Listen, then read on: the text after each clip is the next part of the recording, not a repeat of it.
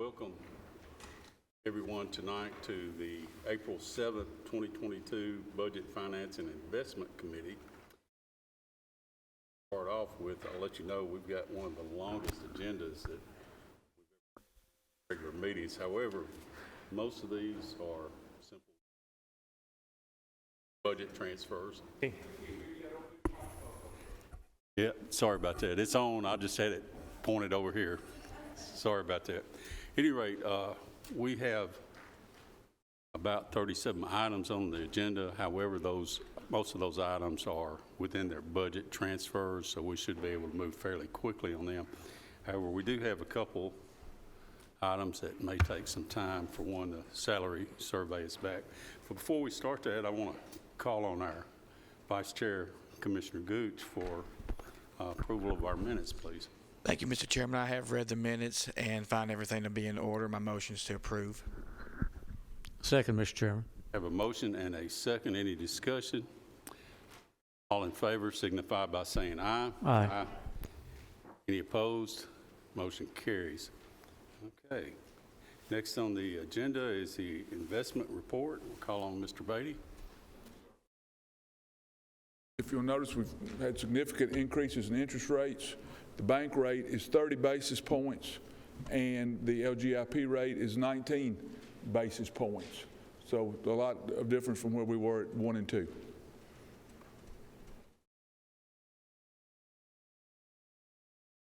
I'll answer any question, but I'm respectful. I know you got a long agenda. Motion to approve. Second. I have a motion and a second. Any discussion? All in favor signify by saying aye. Aye. Any opposed? Motion carries. Thank you, Mr. Beatty. I believe I have a budget amendment. Oh, I'm sorry, on the that's agenda, right. Mr. Chairman. It's, we just are moving some money from one line item to another. It's for the printing and mailing of tax bills. We just had more bills to mail, and we just needed to move some money to finish that process. Motion to approve. Okay, I have a motion and a second. Any other questions? Hearing none, call roll, Mark. Commissioner Pearson? Yes. Commissioner Stevens? Yes. Commissioner Allen? Yes. Commissioner Dodd? Yes. Commissioner Gooch? Yes. Commissioner Johnson? Yes. Commissioner P? Yes, motion carries. Thank you. Thank you, Mr. Chairman. All right, next up is our fund condition report. Call on Lisa. Okay, well, I'll start with the development tax or adequate facilities tax. In March, we received $491,250. Well, that was last year, and this year it was $861,520. It brings our year-to-date to $3,953,672, where we had budgeted $6 million. On our cash balances at the end of March, we had $486,090,000, with $433,104,000 being operating funds, $52,987,000 being borrowed funds.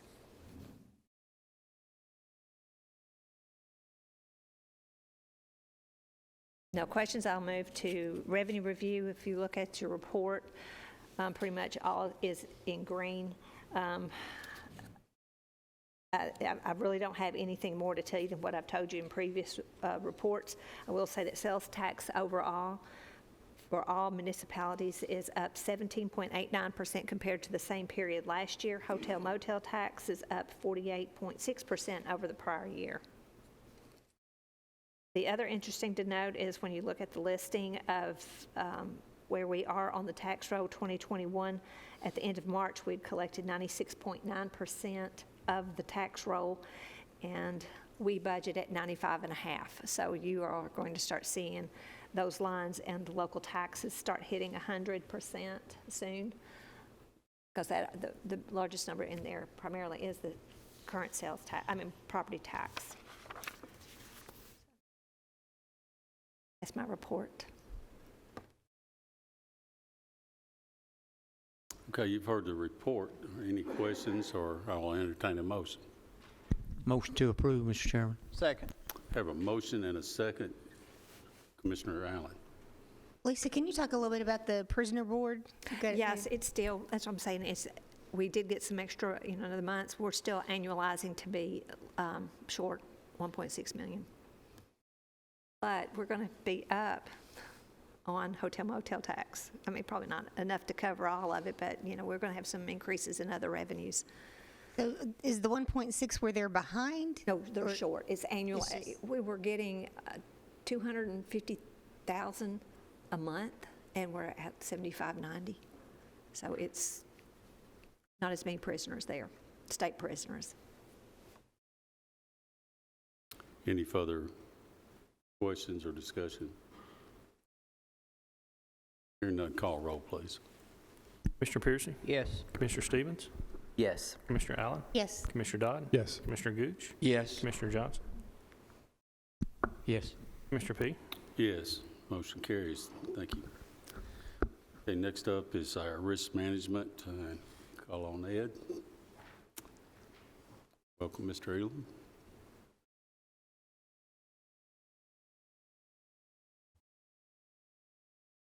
So in the 264 fund, you'll see for the month of March 2022, revenue $9,113,794, expenditures $6,176,671, revenue less expenditures a positive $2,937,123.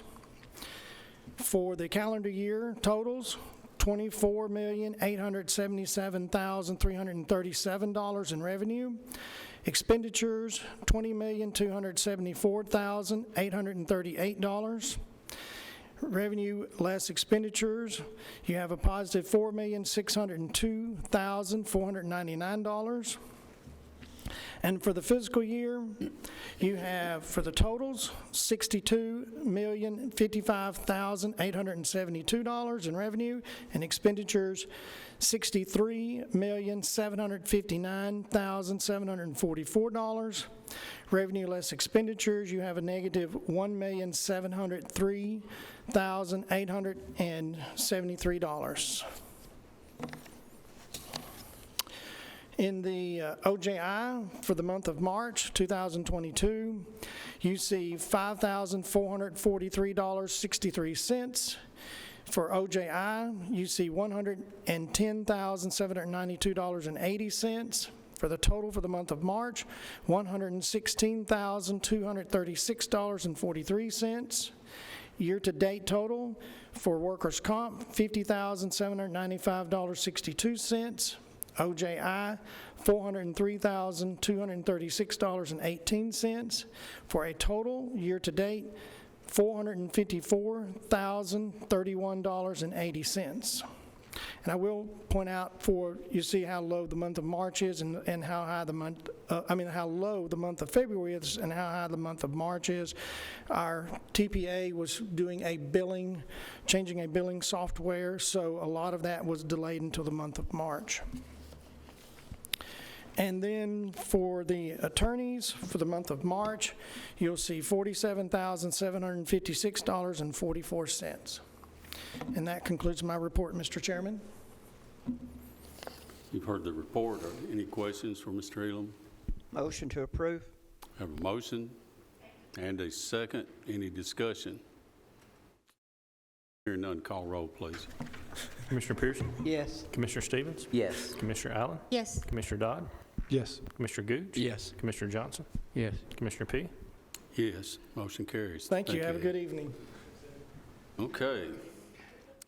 Now, this is something we've all been waiting for, and we'll call on Ms. Stevenson and for our presentation of the salary survey and whoever she's got with her as guest.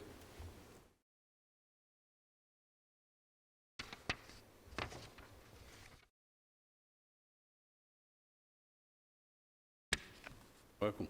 Good evening, everyone. So with us tonight is Steve Thompson. He is with Burris Thompson and Associates. And as promised, we would reveal the salary survey results. And I'm going to let him take over now, and then I can fill in with questions that you may have that are county specific, okay? So Steve? Thank you. Everybody hear me okay? All right. I'm just going to briefly go over the methodology for the salary survey.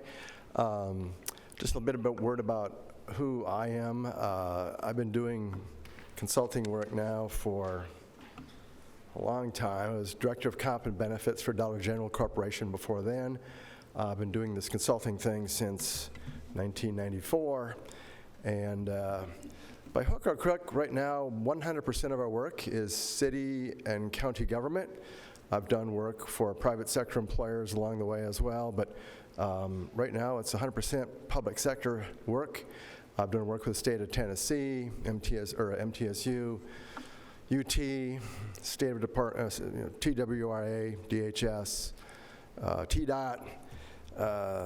But right now, all of our work is city and county government.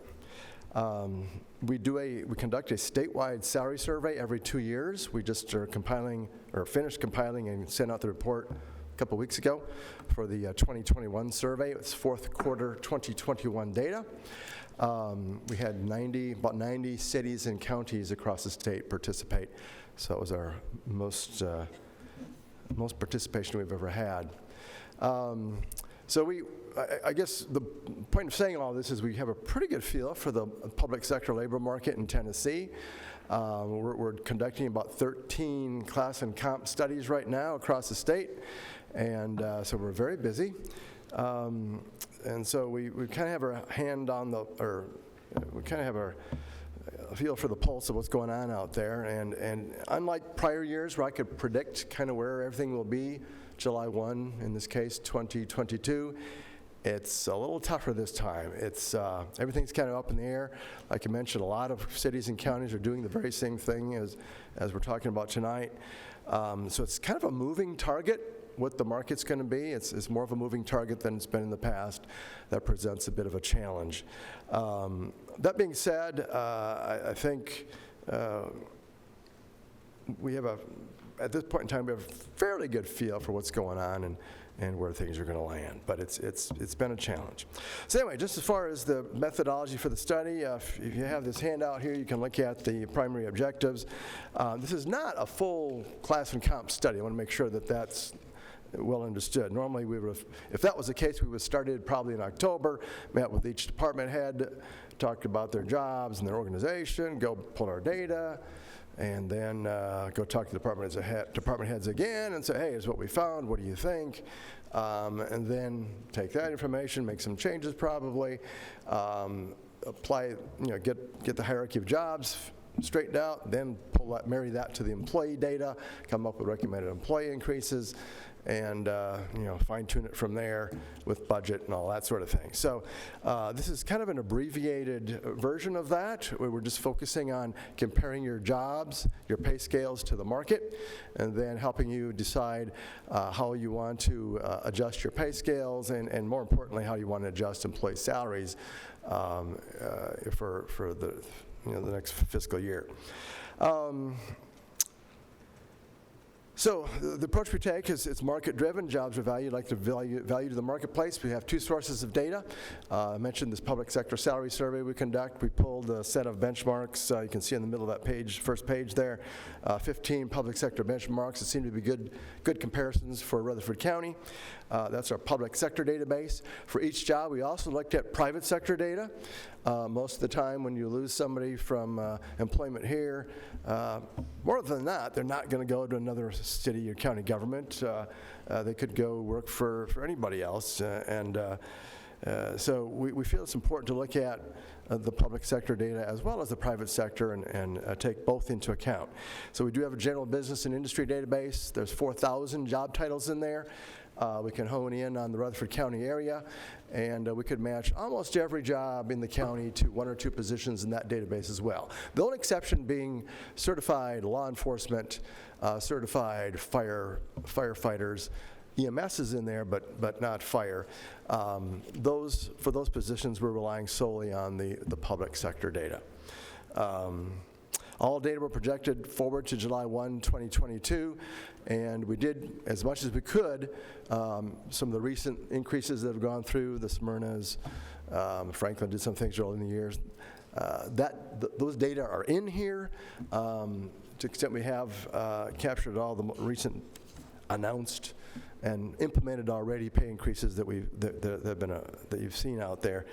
Most of that's in here, but in addition to that, I tried to project big picture where we're all going to be July 1, 2022.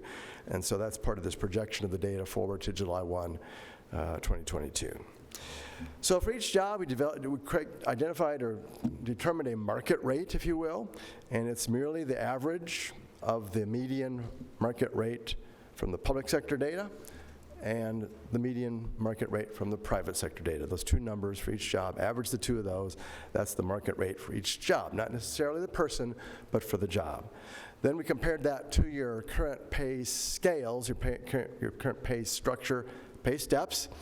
And one of the challenges, well, what step do we pick to compare to? When we design a plan from scratch, we usually set the pay scale, build some steps below the market step and some steps above. Most employers do not hire, the market rate represents somebody with 5 to 7 years experience in the job. So most employers don't hire everybody at that rate. Person comes in the day one, they're not real productive, and some jobs it takes a couple of years to get them up to speed.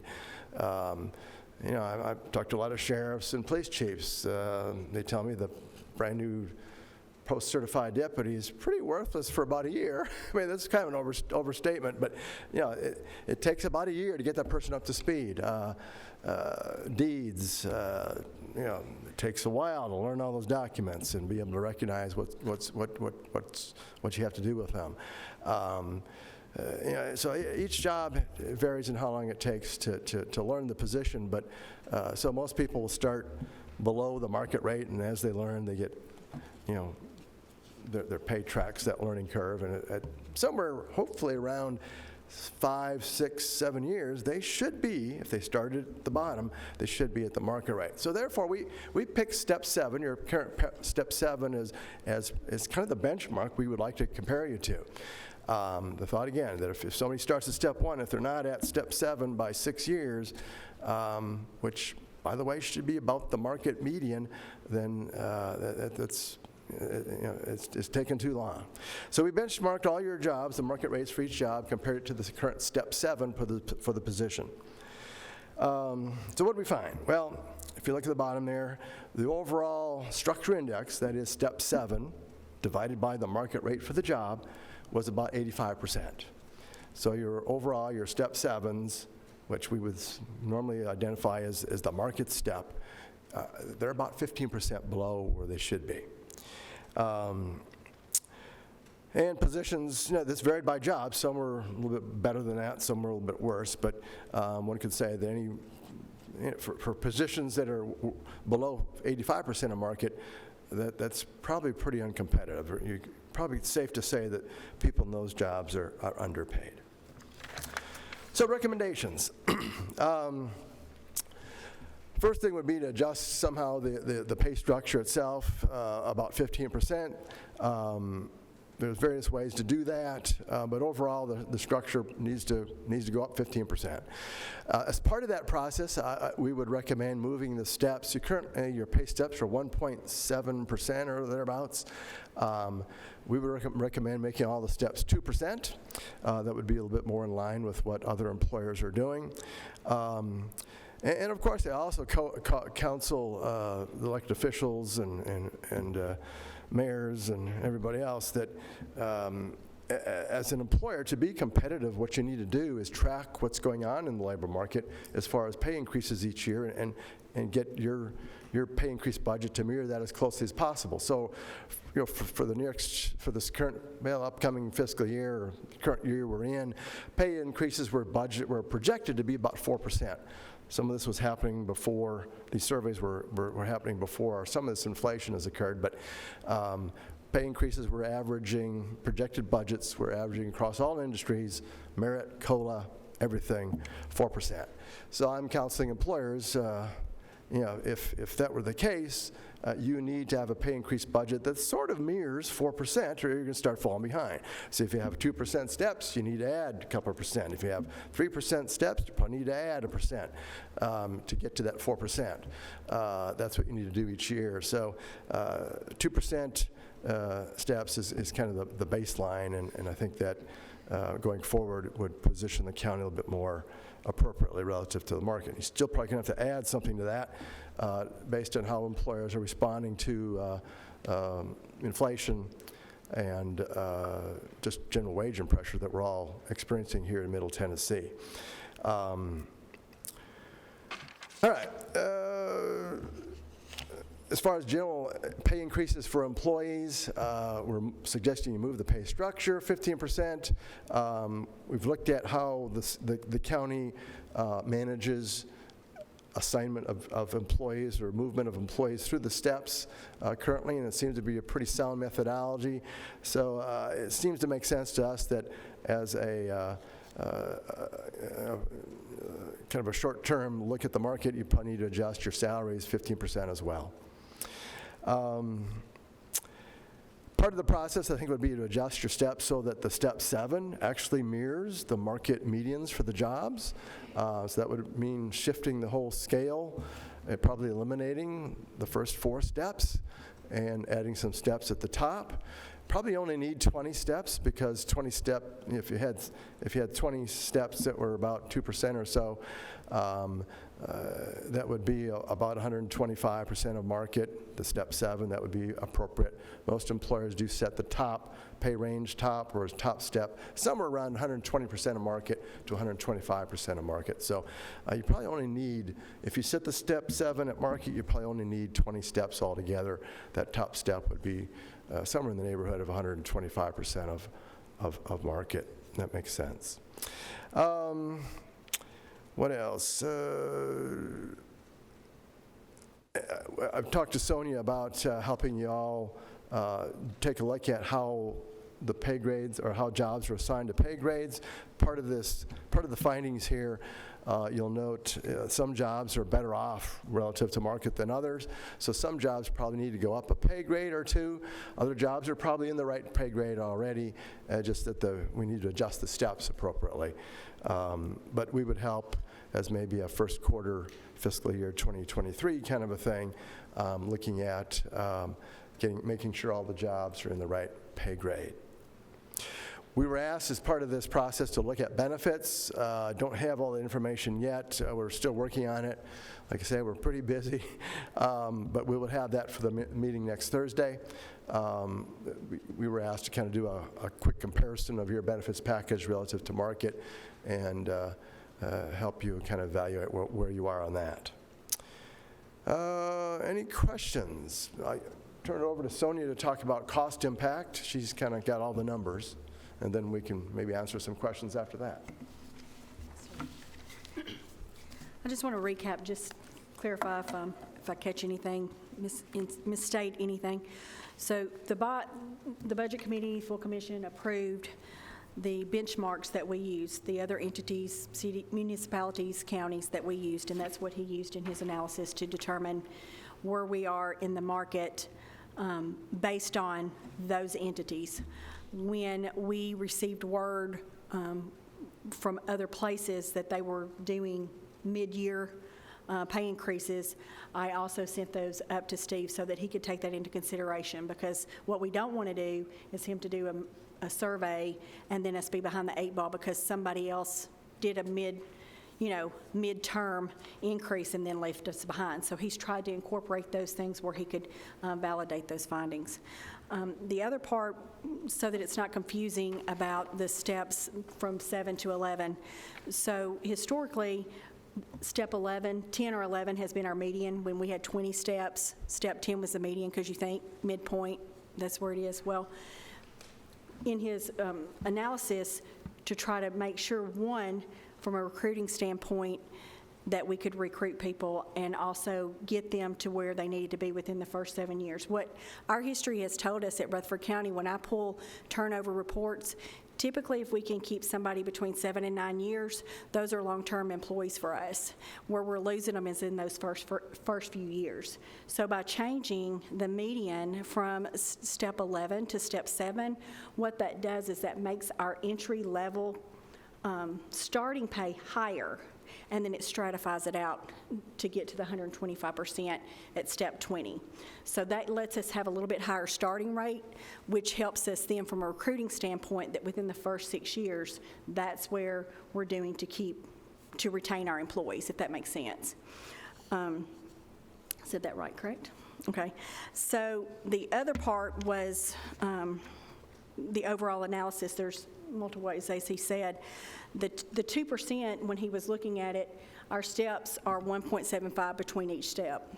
And industry standards is anywhere from 2 to 3%. And so that was why his recommendation was to move that if we were going to be making a change, that this might be the appropriate time to take us to at least a 2-step increase for the annual basis if we decided to do that.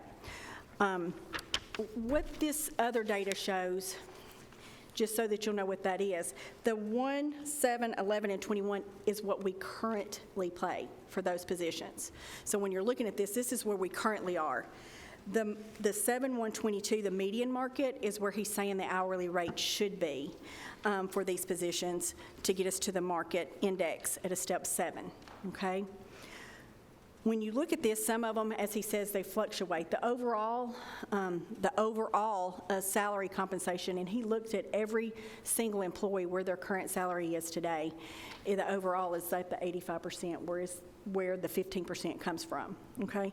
Some of the positions may show that they're already at 100% or 102. And I'm going to give you an example, because when I saw that, I was like, oh my gosh, so some are, and I think Michael Gregory could vouch for this. One of them's the kennel attendant. And if you look at the kennel attendant on your grid, it says, let me just use that as an example because I can remember it. Kennel attendants at 113%.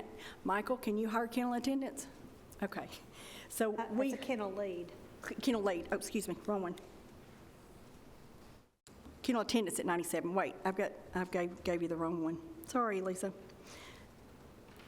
Well, we'll do another one. Heavy equipment roll-off driver, solid waste. I mean, I think my, Bishop could tell you that he has difficulty hiring with the rates of pay that there are right now. So when you look at the majority of these that are over 100% are positions that we historically have a hard time hiring. Not every one of them, but there are some that we have a difficult time recruiting employees for. Our patrol officer 2 is at 100%, and that would tell you that we're right where the market says, but we have a difficult time hiring patrol officers. I think the sheriff would agree to that. Excuse me a moment. Just because I'm kind of lost. Okay. If we just take the first line, and in the purple, when I see like a market index at step 7, 82%, what does that mean? Does that mean at step 7, that's 82% Of what it should be. It's 82% of where it should be? Should be, correct. Okay. It should be as the market average. Okay. So the market average, the median for the market is an hourly rate. Okay. Okay, and It's so 82% the of purple where it should be. is 82% of where it should be. So if it was at 100%, That's saying we're in line. we're in line. If it's over 100%, we're paying above.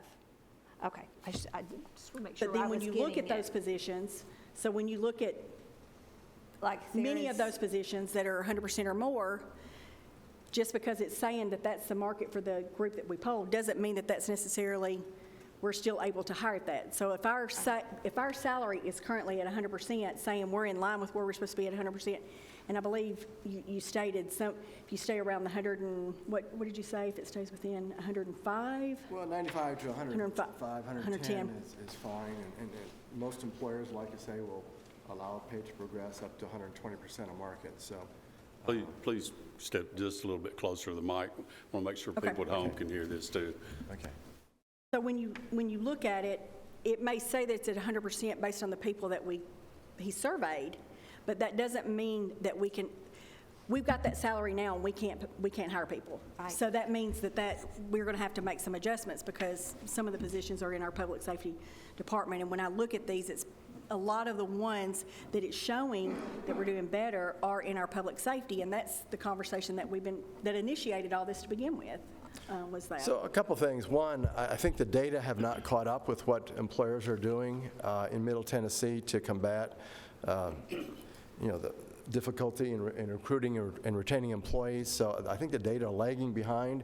So they're, everywhere we go, we're hearing the same thing. I can't hire police officers, can't hire paramedics, can't hire heavy equipment operators, can't hire groundskeepers, can't hire accountants, can't hire engineers. It's not just lower level jobs, it's almost every job. So But for many of the lower level positions, the data haven't quite caught up. The other thing I would mention, and Sheriff's Department is a good example, while the Patrol Officer 2 seem to be okay, if you look at Sergeant, Lieutenant, Captain, those are all low. So it tells me the whole hierarchy is kind of a pay grade or so low and would need to be adjusted.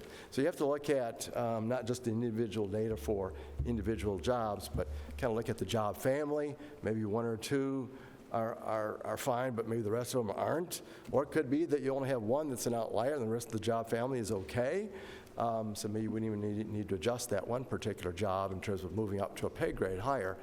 But those are the kinds of things that we would have to look at if you wanted to, spend more time trying to determine what pay grades jobs go into. Got a quick question in this insert there.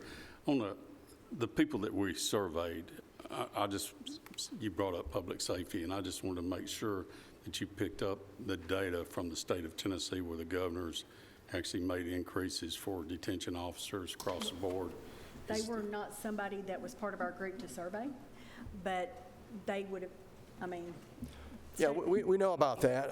They're not the state of Tennessee was not one of the benchmarks, but it is obviously a big thing that corrections people have to deal with.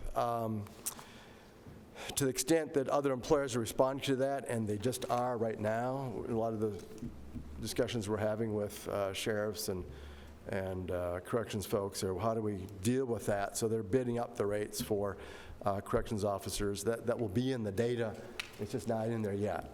So the thing about when you're looking at this is in large part based on what people are paying this year.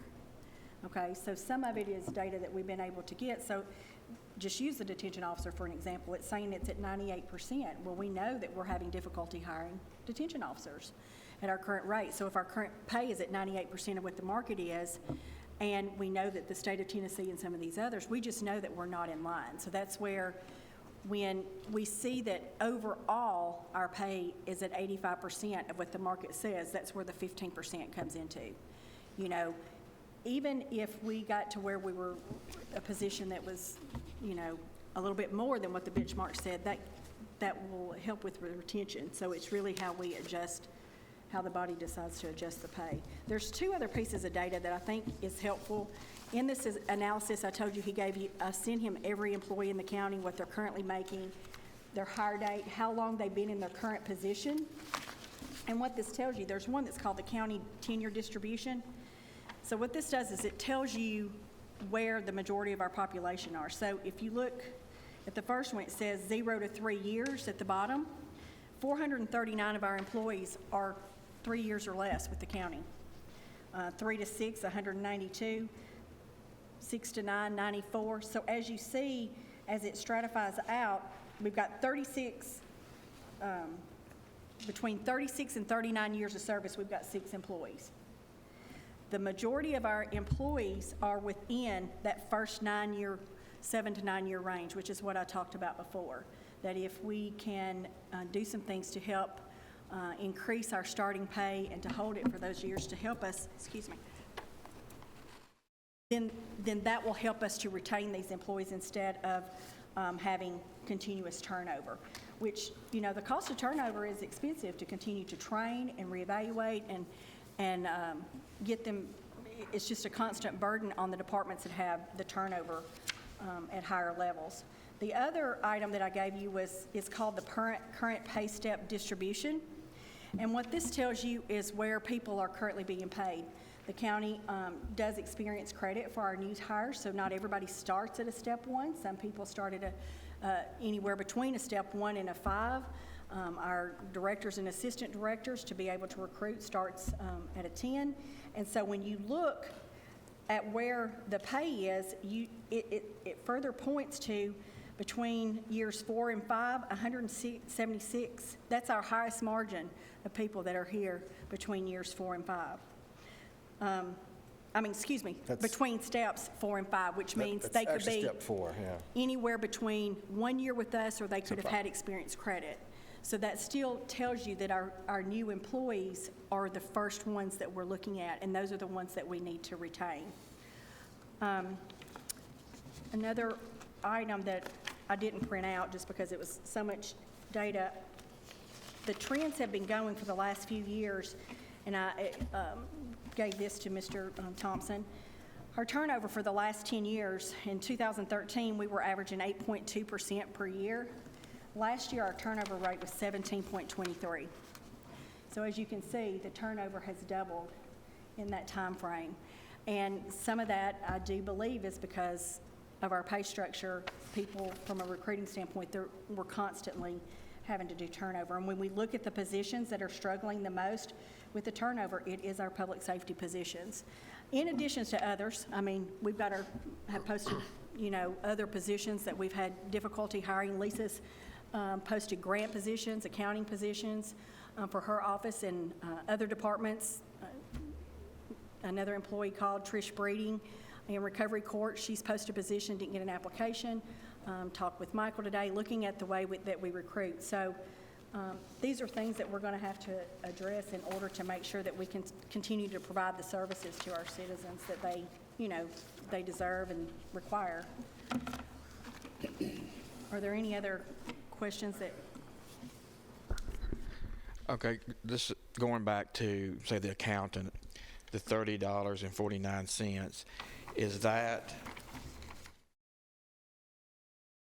the medium rate at 7? So, It's 7. let me just, asking if these yeah, two so, coincide. Yeah. so the 7/1/22 median rate, that's the average, or median, if you will, in the marketplace. From the, Okay. That's the average of the public sector database number and the private sector database number. That's at 3049. And then it's saying that, so our people at step number 7 is, I guess, 18% less of the 3049. Yeah, the market rate is hourly. If you multiply that by 2,080 or 1950, you can see where your step 7 is at 82% of the market number. Okay, and the recommendation is a 15% general pay increase for all employees. So, in other words, the people that are 82%, will they get the same recommended raise as someone who's at a 99%? So this is the job, remember. This is the current pay step 7 for the job. So if somebody is in a position, they may be in step 2 or 3, and as you can see from the chart, most of the people are in steps 1, 2, 3, or 4, or 5. So they would be below the current step 7, so a 15% adjustment would be appropriate for them. You don't have very many people in the current steps 20 and above. There's some. But I guess what we're saying is that the overall pay structure that guides administration of pay for your people is 15% low. And it's pretty significant. So we're, Is that, I'm sorry, is that 15% below like a starting rate? no, it's the average. Overall average. Yeah. Back to number 7. Yeah, your step 7 is 15%. So the recommendation is a yeah. 15% pay raise across the board. Right. At step 7 level. So what that does, prior to to the that. extent you have some pay compression going on, where brand new employees are making about the same as people who've been in the position a long time, you don't have much of that because you have a methodology in place to avoid that. So people are spread out in the steps pretty appropriately based on time and job and their experience. So by applying the 15% overall to everybody, you kind of maintain that spacing based on tenure and experience. If you do more at the bottom or more at the top, you kind of destroy that relationship that's been established with how you administer pay. Well, okay, so Sonia was saying that if we can keep people to get them to step 6, 7, 8, or 9, so the people at step 0 to 3, is that where we're also seeing a 15% increase? Yes. So it's in general it's kind of hard because when you apply the principles, the recommendations that he has, the overall that would amount to that would be the 15%. So the cost itself would be in the 15%. So it's the overall when you apply it. One of the things that I had him to look at is the way that we put people on the table, because there have been some questions about that in the past, and actually utilized a model that the state of Tennessee uses, and Lisa and I worked on it to make sure that it would calculate. And I had Steve to review that as well to make sure, the biggest thing for me is to make sure that we're fair and equitable, and that if there's ever a question, we can explain exactly so that it's always, everybody's paid. When I say the same, I don't mean the same money, using the same methodology. And Steve reviewed that and thought that that was sound the way that we were doing it. Where it comes in is by moving, without getting too far in the weeds, by moving some of the pieces around, the overall goal would be a 15% overall increase. So I don't know how else to say it. And that 15% overall would get us to the medium.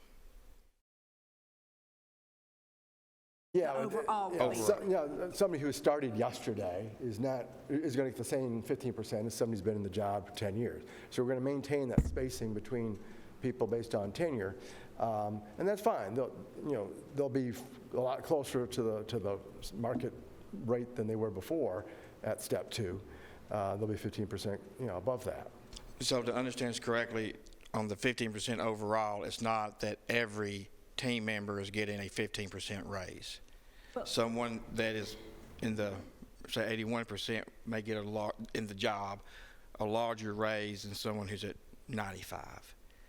Or am I missing something? I think from the standpoint, that's what the goal would be, is to make sure that the people that are behind are caught up, and that would be the goal. I think the way I look at it is this is kind of a unique year in that some people have announced and already implemented some mid-year increases. People are looking at some big increases for July 1st, 5, 6, 7, 8, 10%, pretty common. So I think if you don't adjust pretty much everybody 15%, you're kind of gonna be behind. And the way I look at it is, your step 7s are so far behind, so far below the market. Your step 21 is below the top step that most employers are shooting for out there. So it makes sense to me to adjust everybody 15%. Now, if your step 7s were at 8% below market, you probably wouldn't apply the same increase to everybody. That would probably not make sense, because you would have some people who are pretty well paid where they should be based on their tenure. But your structure is so far below that I think let's just take everybody, move them 15%, get the steps lined up so step 7 is mirroring the market, and then going forward, then you can look at, if you need to catch people up a little bit more because this didn't do it for them, you can look at that in the future. But I think right now, since you're so far behind across the board, let's just move everybody to the same 15%. Well, and one of the things that he mentioned early on is he said the compensation study takes some time. And historically, we keep up the job descriptions up to date. Every time we post a job, we send it out to the departments, have them review the job description, because things change. Technology changes, process changes, laws change, to make sure that when we're posting that job that we're getting it for the most accurate. So when he reviewed our information, not only did he look at every single employee on an individual basis based on their years and time and all that type of stuff, and in their years in their position, he reviewed all the job descriptions. But what would historically happen would be that he would sit down and talk to each of our constitutional officers and our department heads and say, here's the positions within your, and he called it job family, here's the positions within your job family. So let's talk about this to make sure this is still accurate, to get a true reflection. So what the recommendation is at this point is, let's get us back to the median, to the market average. And his other recommendation is if you wanted to look to see for 2023, when there's time to go out and meet with each individual to say, are there any positions after this that needs to be tweaked in the next year? Because there may still, I think that's why I don't want to say, that's gonna fix everything, because there will still be some positions that may need adjustments in the next year. This is just trying to get it back to the market average, if that makes sense. And it's... Excuse me. So I think I mentioned that when you look at these... Hold on Oh, go ahead. Commissioner Allen, you had a question. Let's get these caught up as we can. No, because I think they just answered it. That was going to be my question. If somebody's at 75% and we adjust them 15, they're still below. And so that was kind of my question is, do we need to look at adjusting everybody? And what I just heard you say was, let's take this in steps. This year, implement it across the board. Next year, let's finesse it. Because when you look at the numbers, when you look at the market, you're going to see that the majority are people below, or 15% or more. The positions, as I said before, that may be at 100% or better, when you look at those positions, I think you'll see that it's going to be some of the positions that are public safety that are having a difficult time hiring. Like I could explain the majority of those in many cases. So that's why I wanted you to know that piece when you're looking at it. Sorry, I'm not talking to this side. When you're looking at it, so that you're not saying, well, this position didn't need. You know, if you were looking at it and saying, okay, patrol's at 100%, they didn't need something, so why would we give them 15%? Well, because they do need more because they're currently having difficulty hiring. So what the 100% is paying is not getting them to where they need to be so they can be fully staffed, if that makes sense. And we've already seen by that distribution of pay steps, most of your people are in step 1, 2, 3, and 4. Even if the job is marked, if the median for the job, step 7, seems like it's pretty much on target at 100% or so, your people are mostly in step 1, 2, 3, and 4. So they're still below. Even though the job looks okay, the people themselves are kind of low, especially if they've been in those positions for a couple of years or so. So I think this first this correction we're making here is let's take everybody, adjust everybody 15%. It's not going to throw anybody too whack out of line because your step 21 is pretty far below the top where it should be. So even the people who are being paid are currently above, the top steps, they may have been topped out for a couple of years. They haven't seen an increase for a while, so they'll get this 15% as well, and they'll still be within the pay range, the set of pay steps that we would probably have put in place going forward next year. Got another question over here, Commissioner Piercy. On your printout sheet over in the far line where all your percentages are. Mm-hmm. Now, I'm understanding like if 78%, we're 22 behind. Okay. Is this hourly rate pay and salary pay all together, all jobs? Yeah. It has no benefits factored into this.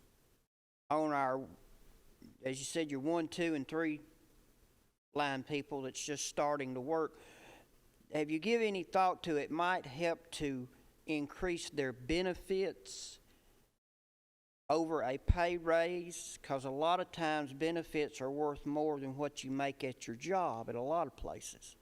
And my other question before you answer, has our benefits in the last 4 years for our starting out people failed or increased in more or less? So I guess I'll speak to what I'm seeing out there with all the employers we're working with. Benefits aren't cutting it as far as attracting and retaining people like they used to. It used to be the public sector had a pretty big advantage over the private sector. Benefits packages were better, more generous, less costly to the employees. Those advantages have pretty much gone away to where we look at public sector benefits packages all the time, and they're, for the most part, they're kind of right at the market median in terms of comparison to other employers, both public and private sector. So that's one thing. The benefit advantage you used to have is no longer in existence. The other thing is, and we hear this all the time, new employees don't care about benefits. They could care less about retirement, health care. They're wanting the hourly wage rate. They'll go across the street for $1 an hour. They'll go across the street for 25 cents an hour. Forget about the benefits. It's just not important for many of the younger folks. And that's many of the positions we're having the most recruiting challenges with are where we typically have younger people. Benefits just are not that important to them right now. So all the emphasis is on the hourly wage rate. So to speak to that a little bit more, he hasn't finished our benefits. I sent him all the benefits that we have, annual leave, sick leave, our pension. Rutherford County, based on the analysis that I did a couple of years ago for the full commission, our benefits are in line or better than some because our pension, we do pay the full pension for that. That is a very good benefit. Our annual days, our sick leaves are in line. And while some industries say, while he says that some of them say that they're not interested in the benefits, one of the things that we researched, and I believe, if I'm not mistaken, Commissioner Allen had brought up that one of the other entities was opting for additional pay as opposed to benefits. Am I remembering correct? And so when we checked, you know, that was an hourly position, not completely full-time when we checked into it. The problem with that is I checked with ACA. Because of an employer of our size, we have to offer those insurance benefits, if I'm not mistaken. And then with TCRS, it's an all or none. So you can't say, well, I want to choose a different wage as opposed to my pension. I don't want the pension. TCRS says all of your employees get the pension or none of your employees get the pension. So those are some of the things that we wouldn't want to do away with, because what I will tell you is while their first year or two in, they may not be considered about it, it is not uncommon for me to have people on a daily basis call me and say, hey, what will my retirement be like? I had one from one of our constitutional officers call today, and she's been with us like 4 years. What will my pension be like? What does that look like? How do I accrue it? Those type things. So I would hate to say a blanket statement that all of the newer people or the younger people are not interested, because there are a lot of them that are looking at what they're doing long term. If they're married and got a family, they're going to want their insurance benefits for their family, and then also planning for their future. So I'm hopeful when he comes back Thursday night, he's going to come to the full commission to share this information so that, you know, the whole body will have the salary survey information, that he will be bringing with him our benefits survey at the same time, because that was two things that we asked him to do, and he didn't have some of the pieces that he needed for tonight. So I think that you'll see that that's important to our people as well. A quick question, Lisa. Since he's going to be presenting to the full commission Thursday, would it be possible to have ballpark figures on rough, say if we gave a 15% lift, what that would cost us for our employees? She's got it. Got it? Okay. It would be, I tried to take everybody that's, all the new hires up to this date, separations, new positions that departments have asked for, which everybody hasn't gone through the process and gone to the budget committee, and everybody hasn't got to meet with the mayor. But if they ask for it through me, it'll be around $13 to $14 million for the 15%. That's counting the new employees that you, last count I saw was what, 93? Is that right? How many new employees were requested? Oh, 93. General fund. Yeah, that includes all of those, yes. I didn't understand your question, but now I do. And that, New positions is what you're saying. Right. Yes. I wanted to make sure they were included in Yes, there. that was included in this, because that would then impact their starting pay. What was it, total amount again for the, Well, just, General- it fluctuated around 14 million, 13, 14 and million. that's all funds. All funds. I mean, general not- fund, solid waste, Yes. and ambulance. No, the part-time has their own line item, so we would adjust the hourly rate. And then what happens with part-time is we request like 20,000, and then we pay based on the plan, and you use the hours based on that, based on how many you need, so. so Not always. No, the answer is no. just out of curiosity, since I brought it up before, with what the governor has stated, he wants to make the state salaries for guards and, you know, public safety. How would this 15% affect our similar employees? I mean, basically, I want a comparison.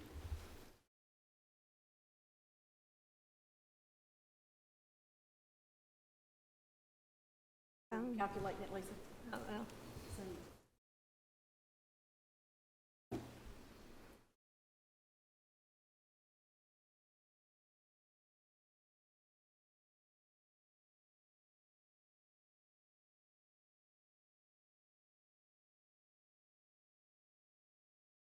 Of course, that would be at the median. The median market at step 7 would be around 40,000. So it would be, you take 2% back. Yeah, yeah. I'm sorry. So it'd be, can you hear me? Yeah, just talk to the mic. Okay, I'm sorry. It'll be around the 40,000 at step 7. So it would be probably 2%,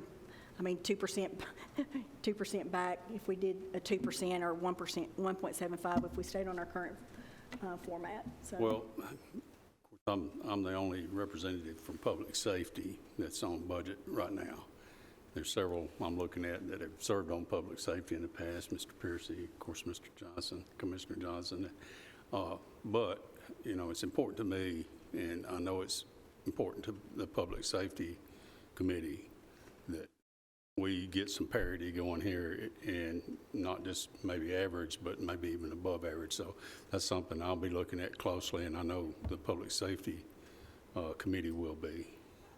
I can bring that on Thursday night just to kind of have a better idea. I didn't want to get too far in the weeds and go over line by line because that would be a lot. But I can bring that. I can bring a couple of the public safety positions, the detention officer, the patrol officer, paramedic, firefighter, some of those that would be of interest. Okay, thank And I you. will add that sheriffs and jail administrators are really wrestling with that. I think is it 47,000 annually? So that would put those above most sheriff's deputies' pay rates, and that's not going to fly. So most are probably not going to match that exactly. They want their patrol officers to be above their corrections officers. But certainly that's a big factor in probably shifting the whole sheriff's department hierarchy up a grade. That's going to impact that. Well, of course, that's why I'm bringing this up. Thank you. Mr. Chairman, I had a question. So when you do fold in the compensation or the benefits piece, when you're able to look at that, I've had several deputies mention that they would like to be able to retire after 20 years as opposed to 30 years because what they see on a day-to-day basis takes a toll on someone's mental health. So I'd be interested to see how that would compare to any other agencies that we might be competing with. And I'd also be interested to see what would that additional be that we'd have to be paying into retirement.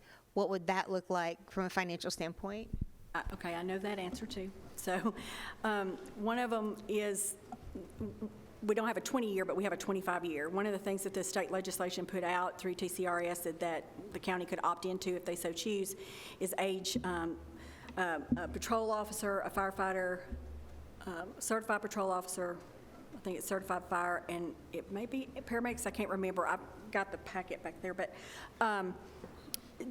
age 55, if they've got 25 years in a bridge program. I had a conference call because I knew that was something that you were interested in. I had a conference call with TCRS and said what would the cost, and it was 3.79%. For the salary. How we currently do it right now, we pay 10.16% of the payroll to TCRS to cover our pension, and it would be an additional 3.79%. And the way it works is that that employee would have to have 25 years with Rutherford County or 25 years cumulative with another participating agency who's on the bridge program. So and I'll just use MTSU because that's easy, they're on TCRS as well. If MTSU had the bridge program, and I can bring this Thursday too, if they had the bridge program and we had the bridge program, then the cumulative could be 25, they could retire at 55 and get that bridge. And what that does is that elevates their rate of a benefit from age 55 until they get to 62, which is the earliest you can retire at Social Security, and then at 62, it drops back down to what their rate would have been had they retired at 62. The kicker to it, though, that we would really need to consider what this would do, we're talking about that we're short-staffed and those type things, is it has a mandatory retirement. And it's mandatory that law enforcement would have to retire at age 60. And so that's one of the things that when you implement it, it's mandatory. What they said that, it's not intended to do is that somebody say, well, at at 60, I'm going to retire and draw my benefit, and then the department's going to create an administrative position so that I can stay on to get me till 62 or 67 or whatever. That's not the intention. The intention is that they retire at 62 and leave the program. So that's every position would have to leave at that age? It doesn't depend on your role? Certified positions would have to leave at 60. Mayor Country. Paul, it's same as THP. It's mandatory retirement at 60. Am I correct? Yes, sir. Yeah. Other questions? Well, I have a quick statement. I, for one, am really glad to see this finally get to us, and I appreciate you getting it as quickly as you did. And this will give us some time to work on it. And I want all of us to get all the questions we want in tonight. We'll get back to doing that with Commissioner Johnson. Thank you. I've just got one question. Is there a flat percentage of the benefits above the salary that you could say, okay, your salary is $20,000 a year, and the benefits that you get through TCRS, annual leave, sick leave, et cetera, longevity, is there a flat percentage that you could say is included in their pay? So this is always a struggle to me to answer that question because, I mean, it's a flat 18.71% that covers pension, Social Security, Medicare. The struggle is when you add in health insurance, because for some people that health insurance benefit is more than what they're being paid. You know what I'm saying? But Okay, now the longevity is on a scale by the years, correct? right. Okay. It's For example, a flat. Every 5 years, it increases. Is that correct? No, sir. It's $25 a year, and for every continuous year that you've served with Rutherford County, and you get it after you've completed the 3rd year. If you leave us, the clock starts back at 1. So if you've had 10 years of service, it's $25. It's $250. Okay, thank you. $150. I guess I should say that. That's something some of us have looked at, and it's really a good incentive, and it's possible that, by raising that might help retain some employees, especially as they move into these older groups.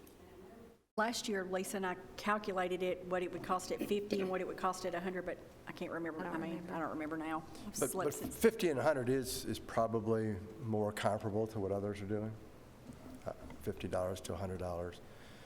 Some don't kick in until after 5 years. Some kick in after 3, but $25 is probably pretty low. And if you have questions that you know, or any of our commissioners that are listening, watching this meeting, they have questions that you know that you're going to want the answers for, so that we can be better prepared. If you want to email those to me, that way we'll make sure that I have the information, so I can give you good information. Some of it I'm just remembering from. Sandra, can you forward this information to all the commission to email before the meeting? That'll give them a chance, if they care to peruse it. Commissioner Allen, you're recognized. Another one of the complaints that we hear from public safety is that when they move into a supervisory position, sometimes their salary goes backwards, or they lose somehow in that promotion. Is there any way to address that in this system? Well, that is very rare. I mean, I think I can count, Preble was here, I think I can count that's happened maybe 2 times that I can think of. It's rare, and then when that does happen, we make an adjustment at that point for that employee and catch them up. So what happens with the system that I was telling you, the methodology that we use, it's based on their prior years of experience and valued at the way they earned it. So like, if somebody earns their 5 years as a detention officer, that value stays at detention officer value throughout their career with us. So we've seen happen in the past is somebody who maybe has been I'll just say patrol officer. They've been a patrol officer for 15 years and now they're going to be a corporal. It seems to be when the progression isn't. I would say that it's, in some cases, it's not as much as we would have liked, but it's rare that it's backwards, that they're going to take a cut in pay. That has happened, so I'm not going to say that it hasn't, but that's rare. I guess just one of the things I'm thinking is, you know, when we hire them to be that corporal, that's the job we're hiring them for. We're not hiring them for that, you know, previous work. And so that's just one of those things, you know, like for example, I know when we hire someone, you know, a job pays what a job pays. And, you know, yes, we'll adjust it band based on experience, but I don't necessarily, for us anyway, I don't necessarily adjust, you know, your training years. If you've been, you know, a talented service tech for X amount of years, you're worth a certain number. If you came in off the street, you're worth that number. And so I would hate to lose somebody because they started with us and stayed with us and they lost and could get more, because they always say that you're worth more walking in the door than you are sitting in the chair. I want them to know they're worth a lot sitting in the chair. That's where he was kind of talking about the compression of because over time as we've done things, it's this is probably every so many years, I mean, how do I say it? We have gotten to a point where we need a major adjustment, okay? And I'm thankful that, you know, the last couple of years we've had pay increases, you know, at the mayor's recommendation and this body's agreement. You know, you've lifted the table and done some of those things, because had you not already been addressing it, this would probably be worse. The thing is moving forward, and Lisa and I have discussed this before, and Steve might could echo this, is once we fix it, it's not fixed like forever. So yes, the step increase is in there, but if you don't do an annual cost of living increase to your table, this is what happens. And so we've done that the last 3 years. We've done a lift, but so it's not a one-time fix. And I think that's what we were trying to say, where Steve was saying, you know, for 2023 to do the more intense, to find those positions that, where you say that a position we'll say 78%. If you look on here in a position 78%, and we did 15, where they still may be behind based on that. But when you talk to their elected official or their constitutional officer or their department head, it may say, well, based on what they're doing, because you've also got to look at that job family. So it may say, where we don't want to get in trouble with doing what you're saying is that it says the corporal needs this pay, which is, you know, $1,000 less than the patrol officer's pay. Well, if you only did that, then that wouldn't incentivize that corporal then to leave their patrol to go to it. So you can't keep them compressed. You've got to add some grades in between that so that doesn't happen. If that makes sense? Yeah, my philosophy is the bosses should always make more than the subordinates. The only exception, it's pretty rare, but let's say you had an engineering department where you had a director of engineering who was not a professional engineer supervising professional engineers. You had one that was there for 30 years. Maybe that professional engineer that's been there 30 years makes more than the non-engineer director of engineering, but that's a pretty rare occurrence.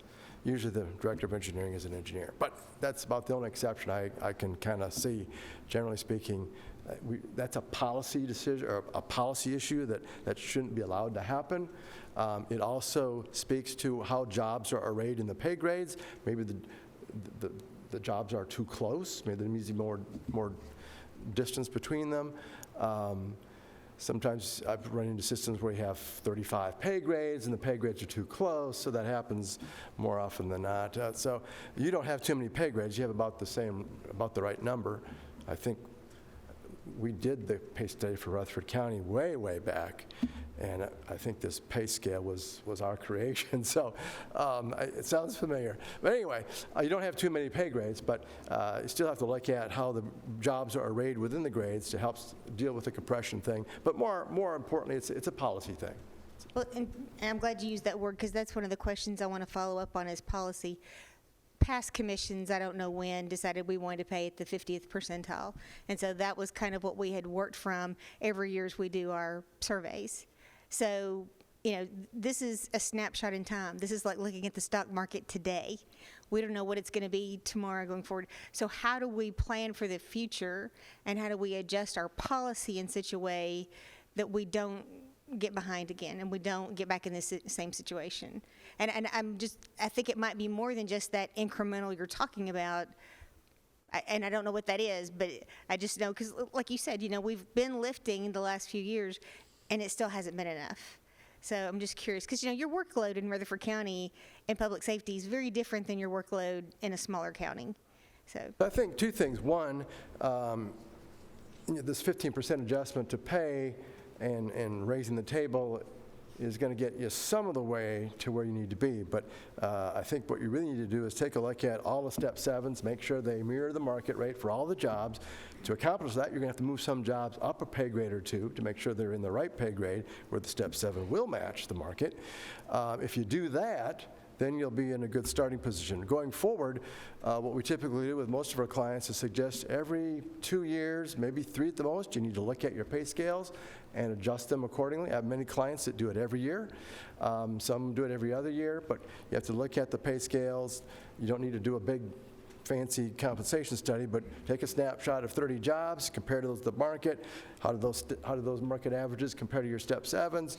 Hey, we're overall, our Step 7s are still 4% below. Move the whole scale 4%. Something like that has to happen every once in a while. That's how you kind of keep up. If you don't do that periodically, if you let it fester for 6, 7 years, yeah, you'll end up with market medians that are 15% below where they should be. So I wanted to speak to that. One of the things that two things that he said, pre-COVID, the 2 years of COVID, I didn't do a comprehensive. I do a comprehensive, every position, and have been doing that for some time. And then we look at the positions that are underpaid to try to get them up to an average, which is what I would have done this year and presented, but he's done it for me, so thank you. So that's something that we look at already, but it's just what we do with it when we get it. One of the things that I had mentioned some years ago, when I want to say it was probably 4, I don't know, it's been a while, where we did a pretty big increase. How many years ago has that been? It was a pretty big increase at that point, several $1 million. I can remember it being that. And it was because we had done what we're doing right now. So at that point, I recommended that one of the ways that we could evaluate it so that we know, TCRS has an actuarial group that looks at their plans to say, what is the consumer price index? What does that look like? And that's how they determine how they're going to apply pay increases for the retirees. So my recommendation from a policy standpoint is where I'm going with this, is that I had said, why don't we just follow what TCRS does for the retirees as we lift the table? So if because they've got actuarials that have studied it and said, this is what inflation is, this is what it costs our people to live on. And so if we use that, then that is something that is sound. It would say, okay, they're saying we need 3%, so then you would lift your 3%. The next year they may say it only needs 1%. That's one of the things that I think. That are the judges. The judge's salary is on CPI. I mean, that's another I guess I would throw out some caution there that we don't want to, as employers, I don't think we want to plant the seed that we're going to match that CPI number that they read in the newspaper, because employers will not do that. When we had 13% inflation in 1980, nobody had 30% pay increases. They weren't 10, they weren't 9, they were maybe 7 and 8. You know, if inflation stays at 7.9 and 8 and kind of stays there, I don't think employers year after year are going to match 7 or 8%. They may go from 4 to 5, but they're not going to go all the way to 8. So I prefer to talk in terms of cost of labor. As an employer, we're obligated in terms of attracting and retaining the best employees to track the cost of labor. So our pay rates are competitive with the labor market. If we want to be nice guys and match the cost of living, fine. But most employers will not choose to do that because it will be cost prohibitive. How employers respond to cost of living will be in the data. So if employers are responding to 7.9% inflation by increasing wages 5%, that'll be in the data. If we match that, we'll be matching what the employers are doing. So that's, I think, most people haven't seen inflation for a long time, so they don't know what to do. I think part of this reaction we're seeing in Middle Tennessee right now, the 8s and the 7s, is, boy, we see 7.9% in the newspaper, we better at least be that. Well, maybe once you get away with that, but at some point, taxpayers, shareholders, or whatever, are going to say, no, we're not going to do that as a matter of course. We'll try to make up ground, but what we want to do is track the cost of labor. That will ensure us to be competitive in the marketplace, get the people we want, and be able to keep them. So I think employers are going to wrestle with that for a while. Employees are seeing these numbers in the newspaper, and they're thinking, I need to be kept whole. Well, when inflation was 3%, the labor market was moving 3%. It was pretty easy to keep people whole, because that mean you were tracking the labor market. Well, right now, who knows what's going to happen in terms of how employers are going to respond to wage or to price inflation, but if history is any indication, they're not going to match it. And so I think we need to be careful how we communicate that to employees, and just be careful. Well, and you have a max, though. That's what TCRS, it has a max of 3%, so you can never match 13%. And I'm not even saying that that's a good policy. I'm just saying that's something that I don't remember which commissioner it was that said it. I want to say it was Will Jordan, if I'm thinking right. He said, we don't want to set a policy like that the future commission, we want to leave it up to this body to decide what's best for the employees. And so I think that's why it was never instituted that we put in a policy that we're going to do this every year. The only thing that we put in is the step increase, and even that says it's subject to commission approval based on, what we're dealing with as a community. So, Steve, I have one last question. So as you put together all of your data and you're advising employers, do you have a way to, in addition to inflation, do you have a way to factor in the unemployment rate? Because that's a big part of our struggle, is the labor force is so small. So is that anything that you factor in some way? The short answer is no. I think wherever we go, whether it's Trousdale County or Athens, Tennessee, or Wilson County or Jackson, we're all kind of in the same boat. It's just tough everywhere to find and attract employees. So I don't think that's an issue that really bears much attention. If we had a section of the state that was, tons and tons of people looking for work, and everybody can find a job, and we could hire anybody we want anytime for any job, we don't have that. We just don't have it. In Sevierville, they can't hire sanitation drivers. It's everywhere. So, no. I guess that's the answer. Other questions? Committee, any other questions from any of our members? Not, we'll have Commissioner Johnson. I wasn't going to ask this, but I'm going to anyway. I know things have changed a whole lot since I was the director of personnel for the Highway Patrol. Okay. There's a plateau that a person reaches after a certain number of years that their expertise does not increase. That's not involved in any way. You've got 20 years of experience.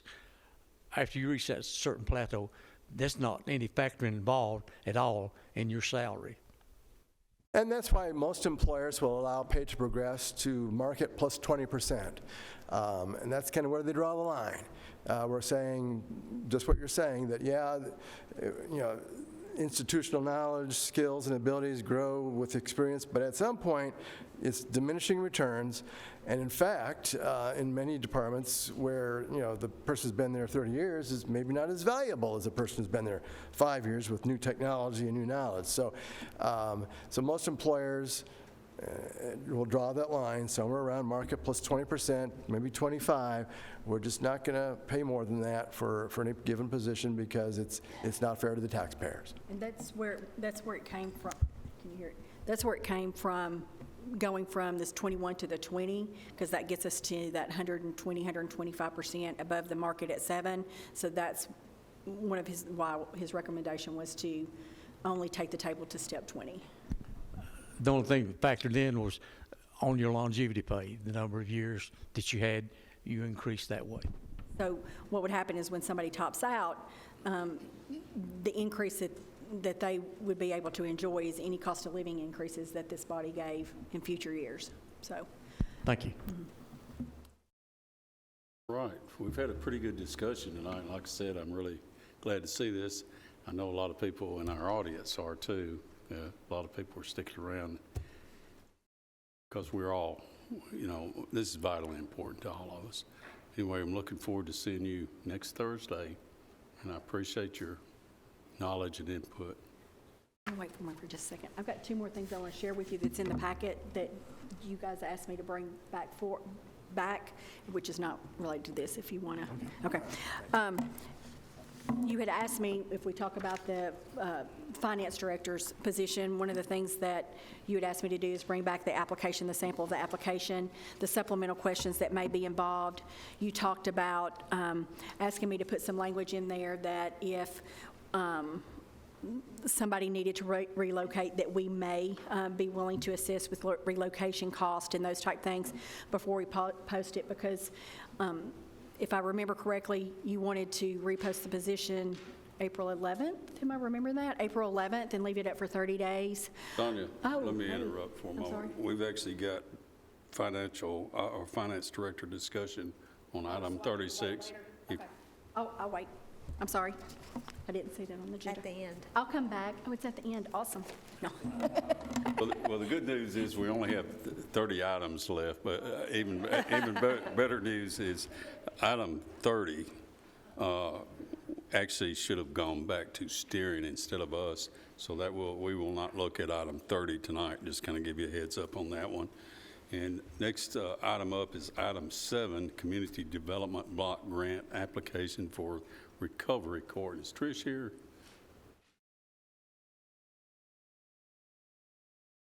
I don't think so. I'll do it. And it is a request to submit an application to the Tennessee Department of Economic and Community Development for $750,000 for a no-match grant.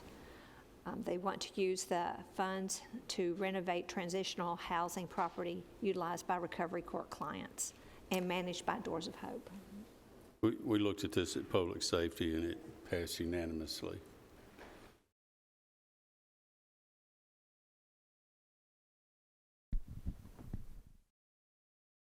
I hear any questions, Lisa and I, maybe I can help some. Like I said, this is a no-match grant. Motion to approve. I have a motion. Do I hear a second?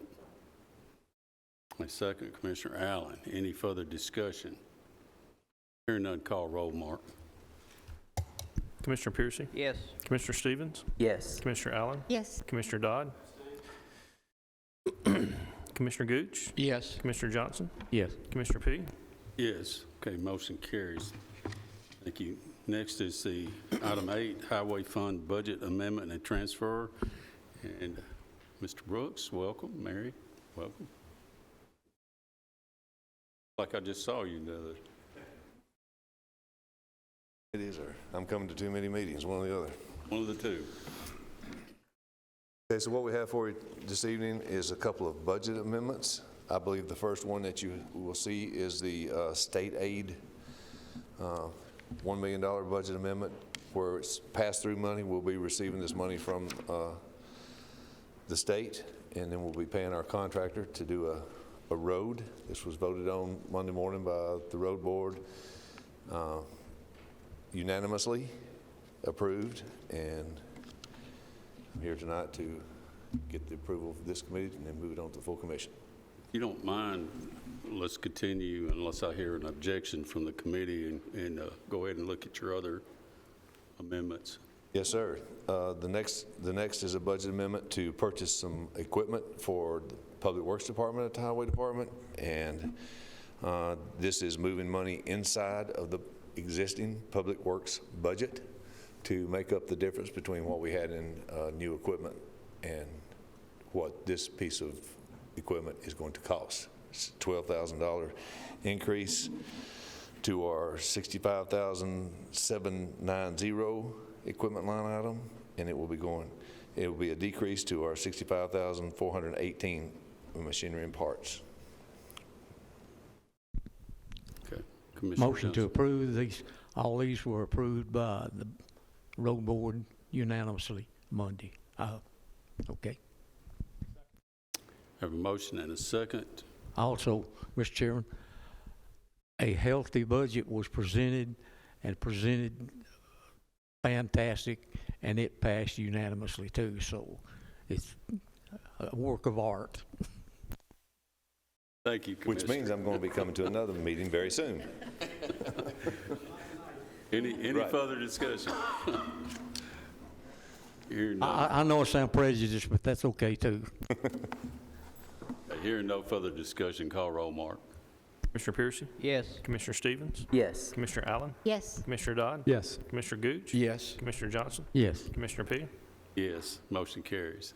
Thank you very much. Thank Good you, evening. folks. Okay, item 9, general fund budget amendment for agriculture extension. Is Anthony here? If not, okay, we've got somebody.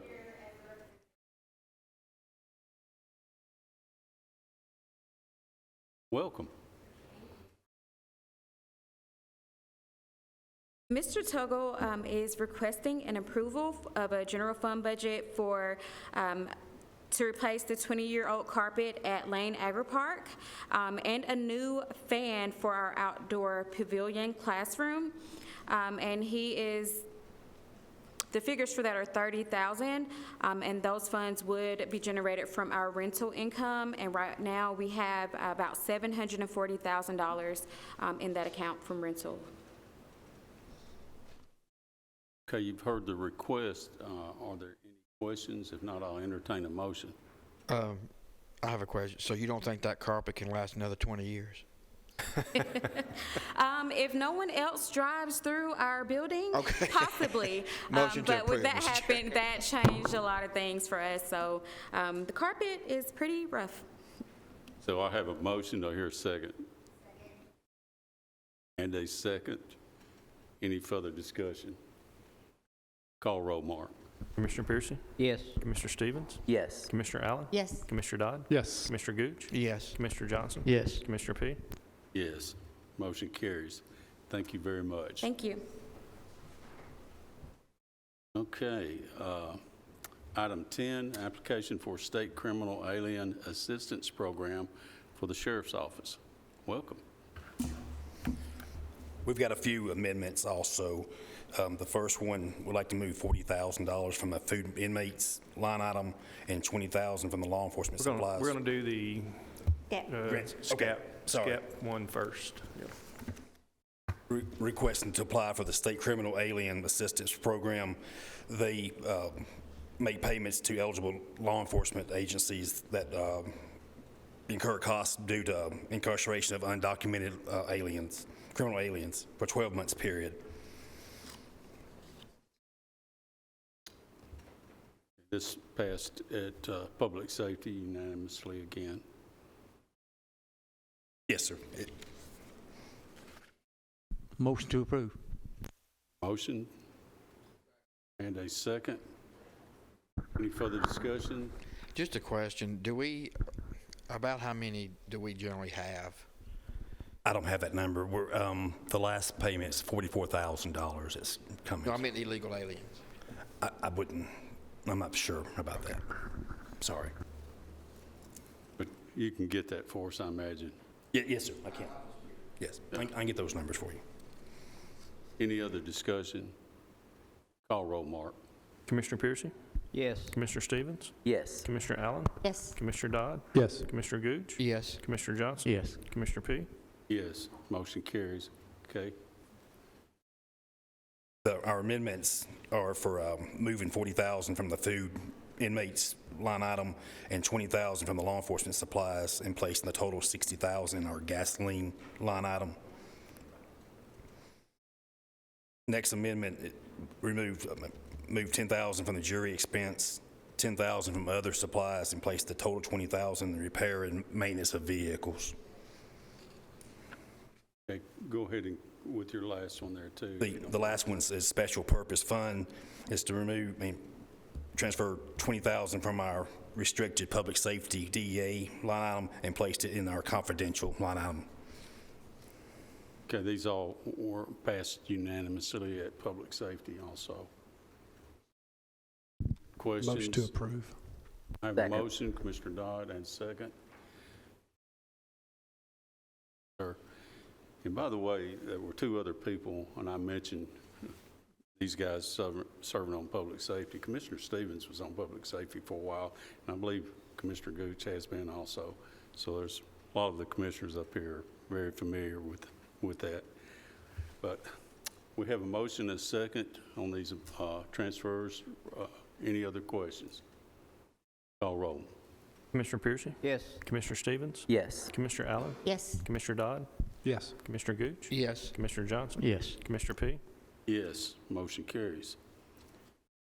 We're requesting approval to apply for a Bureau of Justice assistance for body-worn cameras. This is a 50-50 match grant. I didn't have the costs when I presented to public safety, but it's the max of $200,000 that we can receive from the grant, and it would be a total $400,000 total.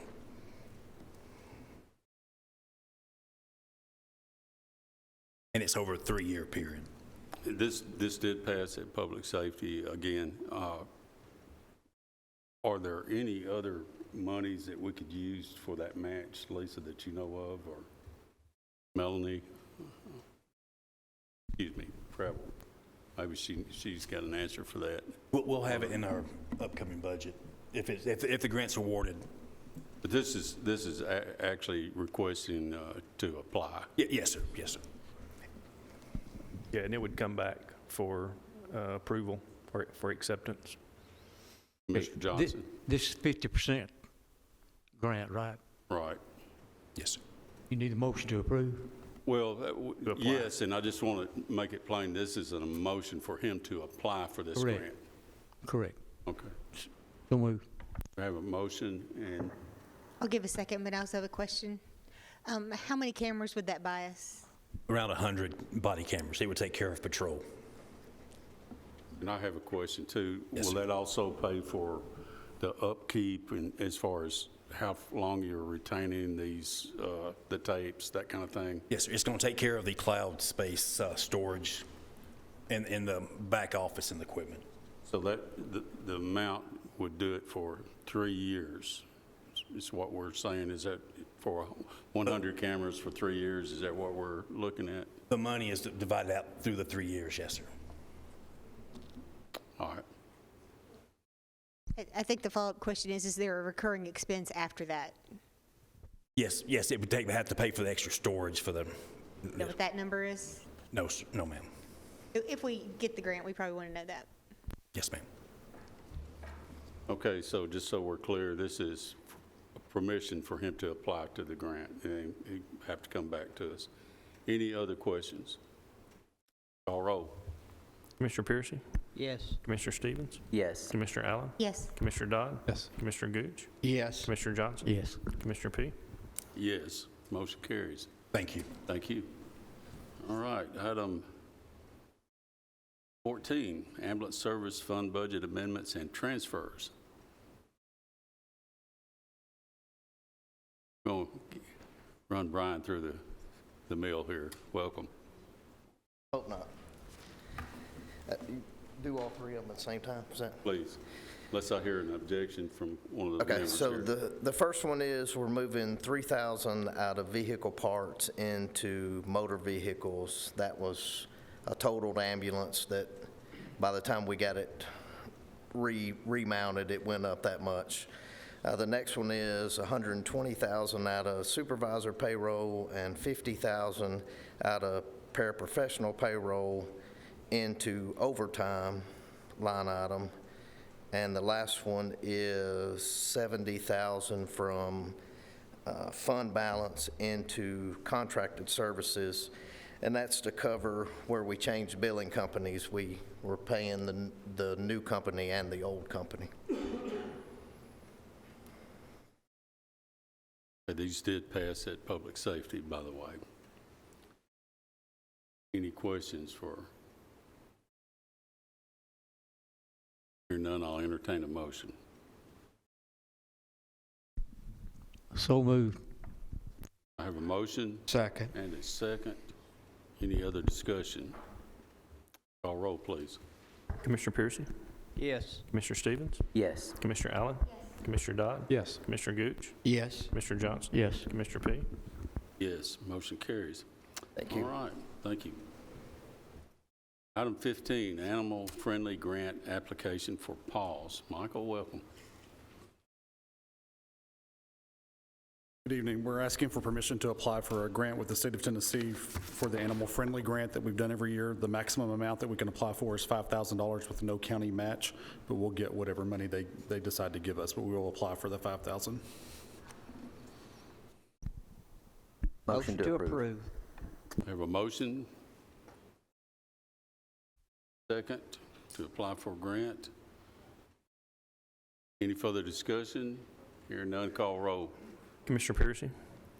Yes. Commissioner Stevens? Yes. Commissioner Allen? Yes. Commissioner Dodd? Yes. Commissioner Gooch? Yes. Commissioner Johnson? Yes. Commissioner P? Yes, motion carries. Thank you, Michael. Thank you all.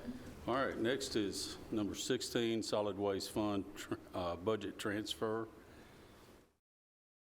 About 3 of us saw this the other night. I told Bishop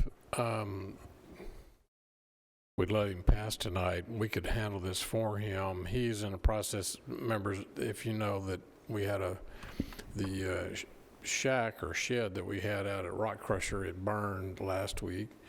So he's in the process of, he was moving a new one to that location. He actually had one cut in two and was moving the half one out there for the shed. So they would have it for this weekend.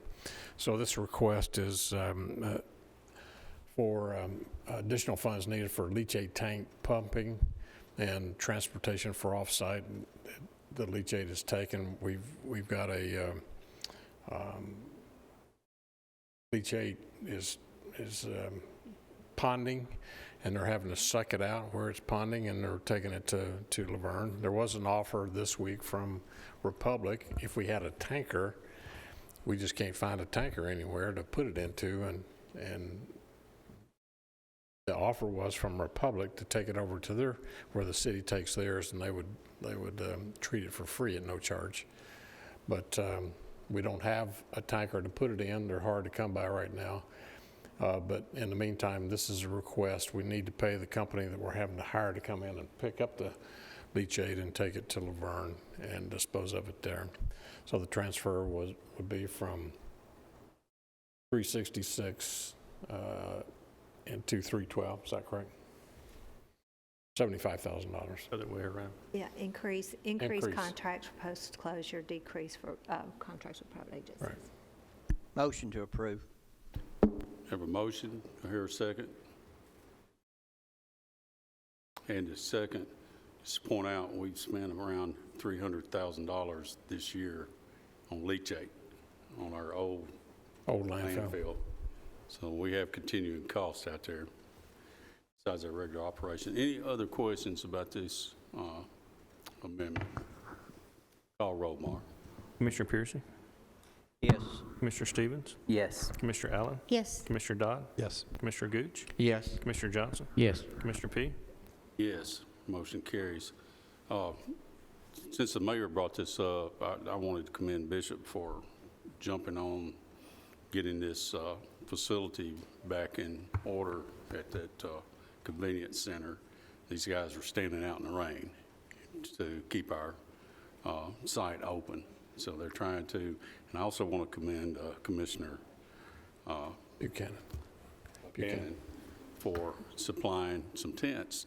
So those guys didn't have to stand in the rain yesterday while we're waiting on getting this in here. But anyway, kudos to both of them. Well, and the tent she took out there blew away and smashed, and but she did take because all their snacks and everything burned up. So she went and got some snacks. She felt sorry for them. So kudos to her. All right, ready for item 11, Health Department improvements from the ARPA funds. How are you tonight? Doing great. So Chairman P., Mayor Catron, and Commissioners, good evening. Tonight I have two things listed here. One is our list of improvements to be performed at the Murfreesboro and Smyrna Health Department locations for a total cost of $600,000. Funding for the improvements will be provided from the State of Tennessee's allocation from the American Recovery Plan Act funds, with the exception of $150,000, which the state is requesting to be provided as a match from the county ARP funds that we currently have. What we're looking at currently is for our Murfreesboro and Smyrna Health Departments, and some of those highest priority areas is a new HVAC unit to be located in our Smyrna Health Department, additional parking for our Smyrna Health Department, and then also doing some renovations with our clerical and nursing areas, all which are believed to be of the highest priority for both of our health departments in Murfreesboro and in Smyrna.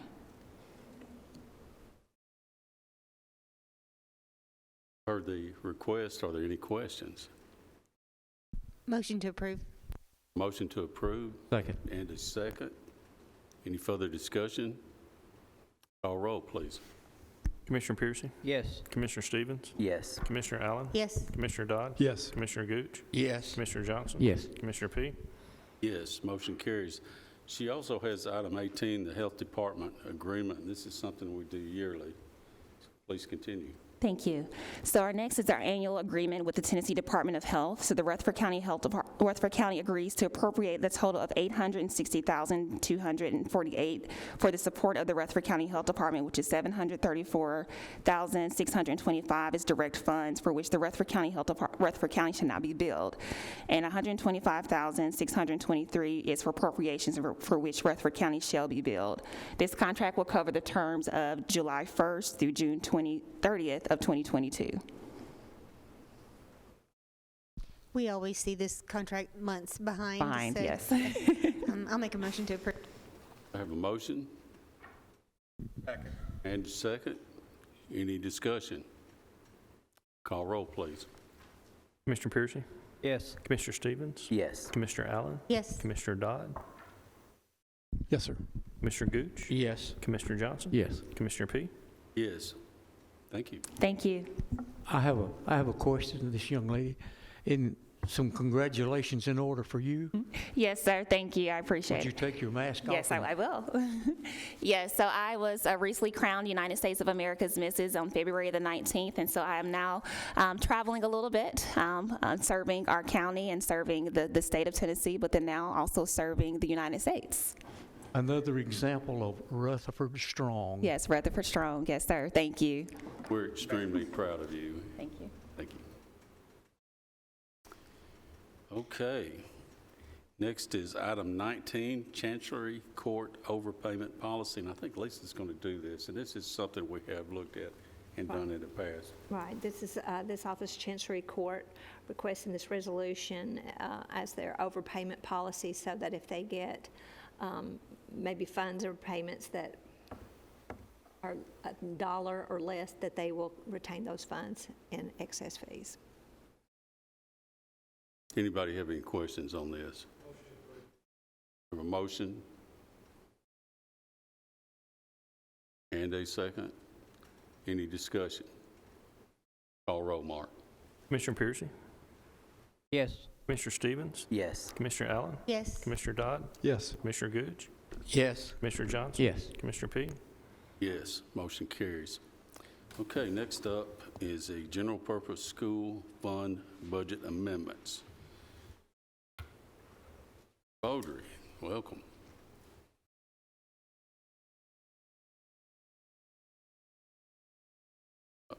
Yeah, we have. There you go. It's this general purpose school fund budget amendments for additional state pre-K grant funding. This amendment budgets for additional appropriation of state pre-K grant funding that was awarded to Rutherford County for the current fiscal year. This additional grant award will fund one additional pre-K teacher and EA at both Christian Elementary and Wilson Elementary schools, as well as fund additional pre-K instructional supplies and other pre-K classroom equipment. Recommend motion is to amend the current fiscal year budget for the general purpose school fund as presented for $177,411 to budget for the additional pre-K grant funding. This once Motion again to is approve. I have a motion Second. and a second. Any questions? Call roll, Mark. Commissioner Piercy? Yes. Commissioner Stevens? Yes. Commissioner Allen? Yes. Commissioner Dodd? Commissioner Gooch? Yes. Commissioner Johnson? Yes. Commissioner P? Yes, motion carries. Okay, please continue. Next in front of you is Centralized Cafeteria Fund Budget Amendment for additional NSLP, it's Supply Chain Assistant Grant, and additional USDA Seamless Summer Program reimbursement, as well as Fund 143 Revenue Budget Cleanup. This is completely federal money. This amendment budgets for an additional $3,912,879 in USDA Seamless Summer Program reimbursement, along with the $974,121 federal NSLP Supply Chain Assistant Grant. Expenditure increases in food service for increases in food preparation and food costs, along with contracted services for maintenance on equipment, delivery fees, and remodeling of cafeteria serving areas.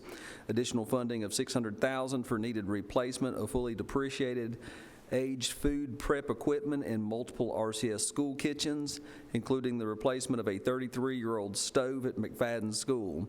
This amendment also cleans up revenue line items to reflect the continuance of the USDA Seamless Summer Program for the remainder of the current fiscal year. At this time, the USDA has stated that they prefer that the National School Lunch Program return to its regular serving method next school year, meaning return to the traditional pricing method for breakfast and lunch programs. Recommended motion to approve the Fund 143 budget amendment as presented to increase revenues as well as expenditures by $4,887,000. Motion to, Second. Have a motion and a second. Any discussion or questions?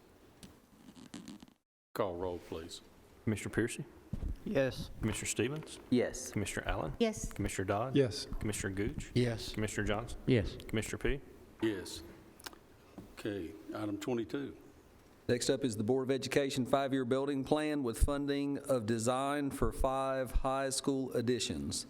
This building program project budget amendment requests funds as presented in the detailed amendment to be moved from future secondary and elementary land, future new secondary projects, Laverne Middle School addition, and Plainview Elementary School to budget for the design of 5 high school additions.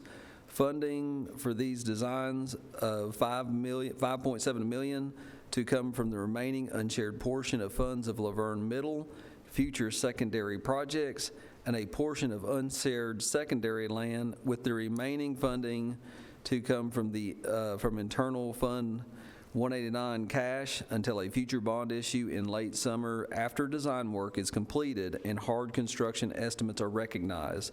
This amendment also transfers all but $200,000 of unencumbered funds from the Plainview Elementary project and the Laverne Middle Addition project, with the shared funds of these projects moved to future elementary school projects.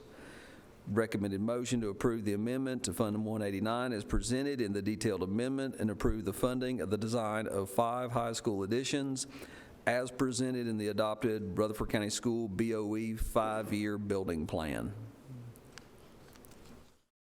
Mr. Chairman, there was a lot of discussion about this at Health and Ed, and we ultimately settled on this recommendation. I think it's the most fiscally sound recommendation. This is typically how we've done it in the past, where we do the design, we let it for bid, then we have firm numbers, and we know exactly what a project's going to cost instead of acting on estimates. And so, because the money for design never goes to waste, because that design is ready whenever you're ready to use it. The other piece of this is, that's not mentioned here but was discussed that night, is that the school board has also hired a consultant to do a massive rezoning. Instead of moving kids back and forth every couple of years, it's their intent to look at where is growth happening, you know, what's their capacity, and how can we leave kids in place longer. And so it's going to take between 6 and 8 weeks for them to get that piece done and back to the board. And so the timing of our construction bids with that recommendation from that consultant could influence which projects we do, because they may decide, or the recommendation may be, you don't need additions, you need a whole new high school. I don't know what it is they're going to say, but all these steps had to happen anyway. We have to design it, and we have to bid it, and then we decide if we're going to fund it. So it's not like we're slowing anything down by going this way. So anyway, that was ultimately the recommendation made by the Health and Ed Commission or Committee, and I'll make a recommendation that we approve. I have a motion and a second. Discussion. Who is the second? Gooch. Vice Chairman, excuse me. Can you tell us what 5 schools they are? It's on the detailed budget amendment. It will be Riverdale High School, and this is just for the design only. This is Riverdale High School. This is for Laverne. This is for Blackman, Oakland, and Smyrna. Maybe I was confused on something Miss Allen said. You weren't sure what would be done until you got the designs back and looked at the price. How are they going to design something if you don't know what you're going to do? Well, the school board, we asked them to prioritize, because the previous month they had sent a recommendation for us to fund construction for 5 additions at these high schools. And so we came back to them, and because we knew this year we were going to be under pressure with salaries this year. And so we wanted to be cautious in how we approached the funding of borrowing for schools. So we asked them to prioritize these. They prioritized Riverdale and Smyrna as 1 and 2. Oakland is 3, then Laverne, then Blackman. Their priority was based on the fact that Riverdale will alleviate some overcrowding at Rockville, which is desperately needed. Smyrna has 15 classrooms and portables, and they can relieve some overcrowding at Stewart's Creek. So by prioritizing those 2, you were addressing system issues, not just specific site school issues. So that was the ranking of the priority that they put it in place. I thought they'd been reprioritized, and it was Riverdale and Oakland, and then is that not been changed? No, that's what this amendment, that's not been selected yet, Mr. Johnson. It's the exact projects. What this amendment provides is funding for the design of these 5 schools, because once again, the designs, those could be kept for several years. And then what will then happen is they will go out based on that design work for the priority ones to get some hard costs with a bid. And that way we can see dollar-wise what we're looking at, with available funding. But so this we is really just are for clear what it's for. This is for design work only for those 5 schools. For additions. Yeah. I've seen the design for the Oakland and Riverdale. They're actually the very same design. And the thing about their design is it's based on that open courtyard that they've got. They have problems with people that are not as, well, they may be visitors, but coming indoors. So there's a safety issue there, and the addition there would add classrooms to both schools, plus it would take care of some of the safety issues that they have with people being able to enter that school from multiple doors. Because you have class changes, you can't lock the doors on the kids. They've got to be able to move, and they're out in the open. So that's a problem. But the actual design is the same for both the schools, my understanding. Mr. Dodd. Yes, sir. Thank you. But to be clear, tonight's vote is just to design, but not to prioritize where we're going to spend the money. Okay, thank you. And we have a motion and a second on it. Is that correct? We do have a second with Goose. Yes. Is there any other discussion on this issue? Because I've got a couple things I wanted to say. I watched the meeting the other night, and I think Commissioner Phillips did an excellent job letting people know, where the commission people that he's talked to at least stand on this. And one thing he noted was that he was not territorial, and I appreciate that. However, I am, I'm very territorial. Any student within Rutherford County is in my territory. And I have not voted for any school in the Laverne-Smyrna area, ever. However, when I have a school in my area, a 50-year-old school, and I have safety issues, to me, when these come back, and of course, I think it's a good thing that the school board has kind of drew back and said, well, we're doing a study.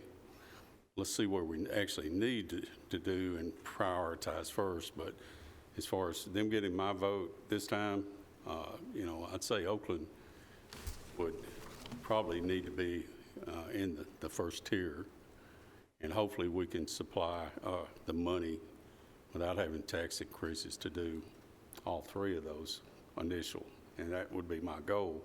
But like I said, I am territorial. It's got nothing to do with Smyrna or Reedville. It's got to do with our students here. But safety is also a concern, not just space. Any other discussion? Call roll, Mark. Commissioner Piercy? Yes. Commissioner Stevens? Yes. Commissioner Allen? Yes. Commissioner Dodd? Yes. Commissioner Gooch? Yes. Commissioner Johnson? No. Commissioner P? Yes. Motion carries. Okay. See, item 23, Educational Capital Projects Fund Budget Amendment. This is over in the Fund 177. The cash is a capital project fund budget amendment for Smyrna High School football turf project. This amendment in Fund 177 recognizes the generous donation of $50,000 from Warner's Athletic Construction towards the high school football turf project. Donated funds will be deposited into the Educational Capital Project Fund with turf project budgeted expenditures to be increased accordingly. Recommended motion is to accept the generous donation of Warner's Athletic Construction and amend Fund 177 as reflected.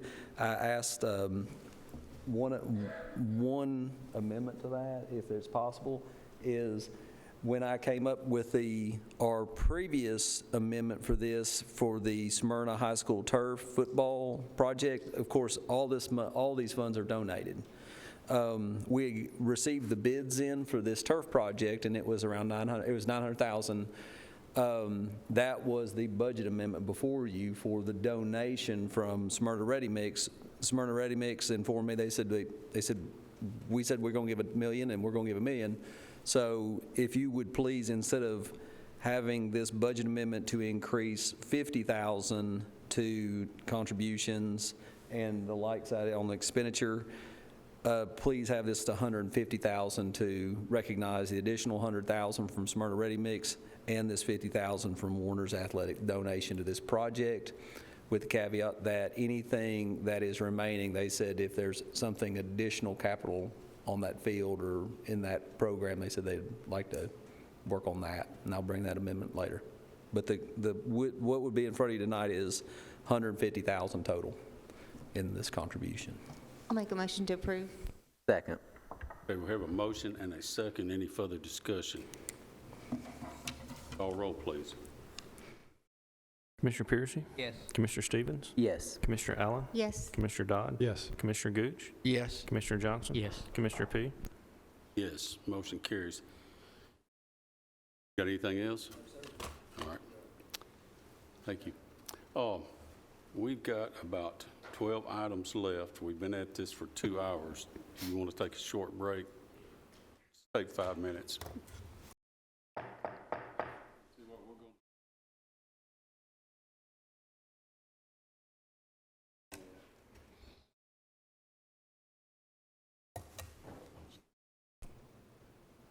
We're going to go ahead and come back to order. The next thing on our agenda is a traffic signal maintenance agreement for US 231 in the Rock Springs Midland Road intersection. Is Mike here, or? I'll take it. Okay. I'll tell you, Mr. Chairman, members, this came through Public Safety the other night. This is basically TDOT. This is on US 231, Rock Springs and Midland Road intersection. It's probably the most deadly intersection we have in the county. There are over 39 accidents that occurred there just in the last 5 years. one fatality. I think there's over 12 serious injuries, several life-flighted, et cetera. TDOT is financing putting in the red light, and it's a little over $2 million to put the red light in there. All is before you. They put it in and they leave it up to us just to maintain it. So this is a maintenance agreement saying that we will add it to our list of, now we're up to 7, 8 red lights that we have in the county. So this is the maintenance agreement that we'll sign, and whatever happens to it, and we'll maintain it. Do we have a cost associated? I'm not sure what it'll be budgeted every year. We put in something for electricity and maintenance, an estimated amount, so. It's a very small amount. Yeah, it is. We double,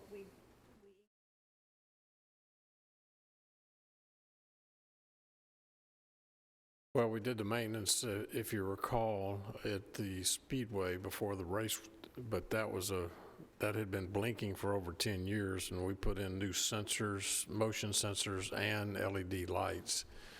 And that was about $20,000, but I think these light maintenance agreements that we have, they used to be S&W, and they're using another contractor now.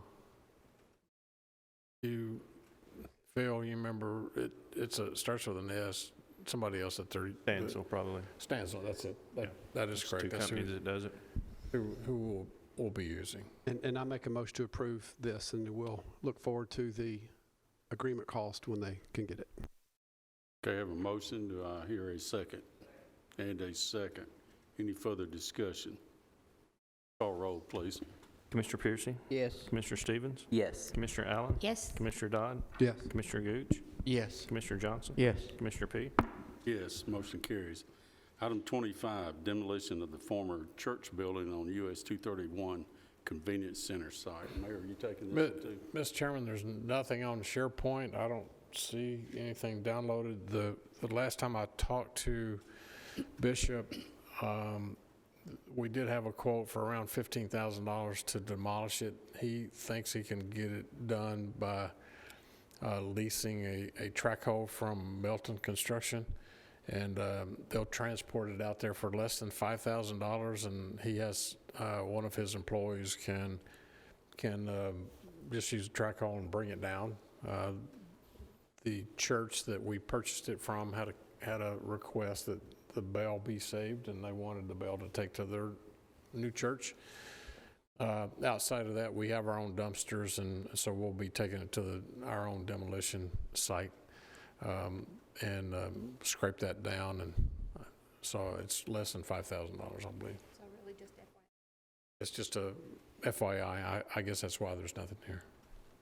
So are we, I guess this came through property management, I think, and was referred to budget. And in the property management minutes, it stated that Rollins would do it for $5,000 using the county's equipment. I'm not sure if that got. Yeah, we don't have a track hole. Yeah. That's backwards. It was a $5,000. Okay. Mr. Chairman. Go ahead. Sorry, it was a $5,000 rental of Rollins's equipment. Correct. Okay. And we had an operator. Okay. Yeah. Okay. I think you're correct. And so it was a great deal. It was a way to expedite this. So I make a motion to approve $5,000 for the $5,000 for the rental to Rollins, and we'll internally demo the building and transport it and dump it. All right, I have a motion. Do I hear a second? Second. Okay. Any further discussion or questions? Were we incorrect about the Melton and? It was, yeah, it was Rollins It's instead of Milton. confused. Yes, sir. Okay. Yeah. Commissioner Dodd was correct. Any further discussion? Call roll.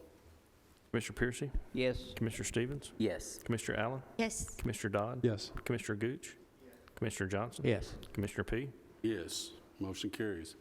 Item 26, general fund budget transfer for the Correctional Work Center. Director Coe, welcome.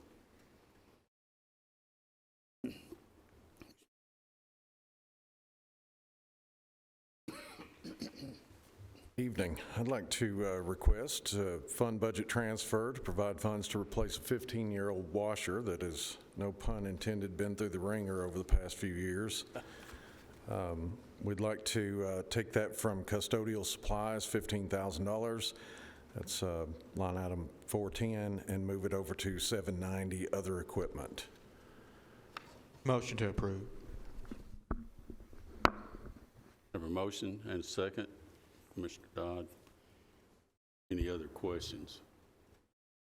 I'd like to compliment, Mr. Chairman, Mr. Cope and his crew, because with the fire that occurred at the Sheriff's Department, they're basically running his equipment.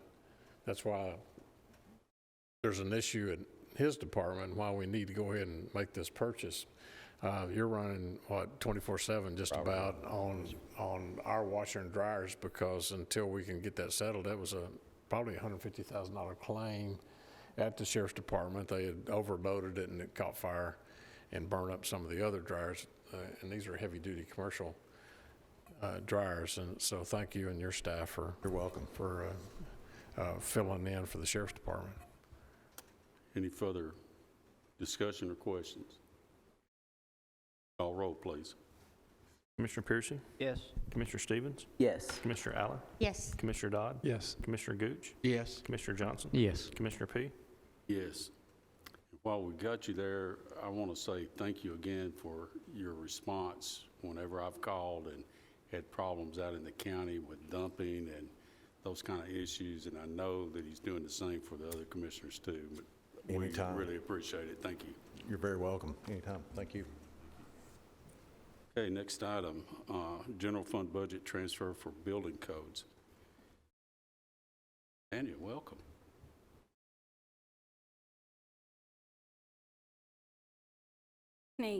First, I'd like to know how one gets to the top of the agenda for budget and finance instead of the end. Call me earlier in the month. Is that what it is? That's it. Yeah, I remember that. It's chronological. All right, I have one little budget transfer from line item 399, and this is for gas. It will be a $3,000 budget transfer from 399 other contracted services to 425 gasoline. Okay, you've heard the request for more gasoline. Motion to approve. Motion Second. and a second. Any discussion? Call roll, please. Commissioner Piercy? Yes. Commissioner Stevens? Yes. Commissioner Allen? Yes. Commissioner Dodd? Yes. Commissioner Gooch? Yes. Commissioner Johnson? Yes. Commissioner P? Yes. Motion carries. Thank you. Thank you. Any compliments before I leave? No? No? Yeah. No, nothing? Thank you. You're doing a good job. Doing a great job. Well, I will brag on her some. I'm actually having some remodeling done, and her people have been good to work with. So thank you. Okay, next item up is the general fund budget transfer for the county clerk. She's got two separate amendments, both within her function. One is moving money from office equipment to data processing supplies, $10,000, and then $7,000 from data processing equipment to office supplies. Okay, you've heard the... Motion to approve. I have a motion. Do I hear a second? Second. And a second. Any discussion? Call roll, please. Commissioner Piercy? Yes. Commissioner Stevens? Yes. Commissioner Allen? Yes. Commissioner Dodd? Yes. Commissioner Gooch? Yes. Commissioner Johnson? Yes. Commissioner P? Yes, motion carries. And just so people at home don't think we're rushing this, these are items that have already been budgeted and actually just a accounting change in a line item. This is no new money we're rushing through here. All right, number 29, Microsoft license agreement and related general fund budget transfer. There's Cody. Welcome. Thank you, Chairman, committee. So this is a need to transfer money from our data processing equipment, 709, to our maintenance agreement, 334. It's existing money, so we're not asking for any additional money. There is a change, though. I had a very unpleasant conversation with the vendor today. They sent us the wrong quote Monday and sent us an email this afternoon at about 3:45 saying, oh, I'm sorry, we sent you the wrong quote, here's the other one, and it's of course more. So instead of the $34,000 that we were requesting, it is now $55,000 that we're looking to move. And then also in conjunction with this, we're looking for approval of the EA, the enterprise agreement with Microsoft. So the thing that we're licensing is Microsoft Office, all our licenses for Office, the core Cal bridges, all the things behind Microsoft Office that you don't really pay attention to or have to deal with as a user. That's what we're licensing. And this is on a state contract, so we're just purchasing off of a state contract. Commissioner Johnson. This is just basically taking care of business, right? It is. Motion to approve. I'll second, but assuming that you have the other 16,000 or 21,000, whatever, available in the same budget items? We do. Any other discussion? Call roll, please. Commissioner Piercy? Yes. Commissioner Stevens? Yes. Commissioner Allen? Yes. Commissioner Dodd? Yes. Commissioner Gooch? Yes. Commissioner Johnson? Yes. Commissioner P? Yes, motion carries. Thank you, committee, Chairman.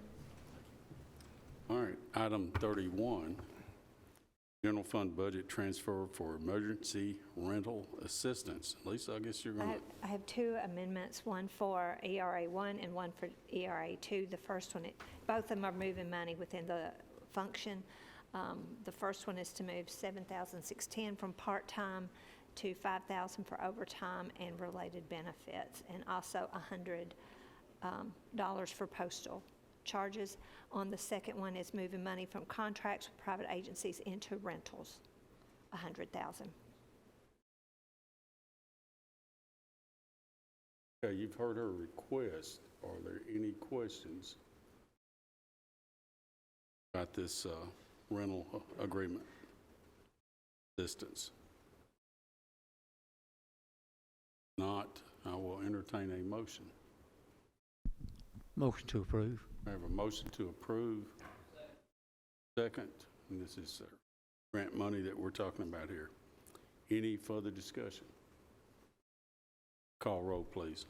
Commissioner Piercy? Yes. Commissioner Stevens? Yes. Commissioner Allen? Yes. Commissioner Dodd? Yes. Commissioner Gooch? Yes. Commissioner Johnson? Yes. Commissioner P? Yes, motion carries. Item 32, general fund budget transfer for the county mayor, and I assume the mayor.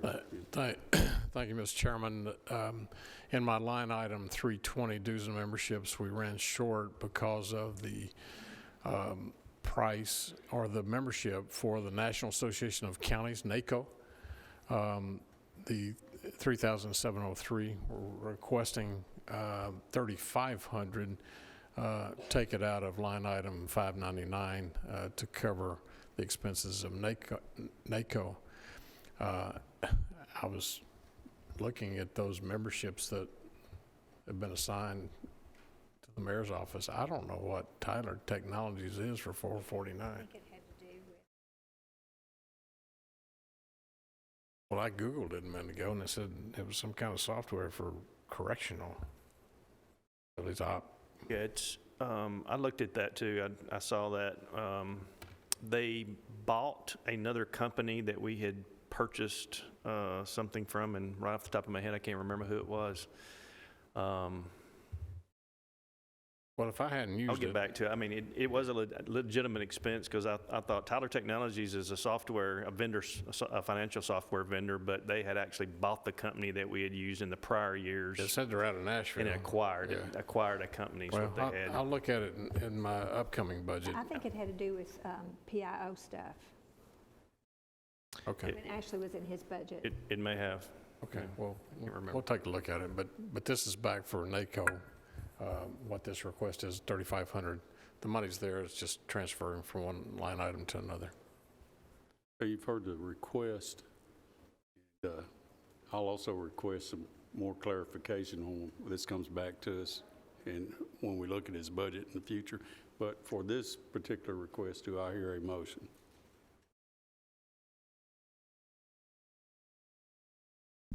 Motion to approve.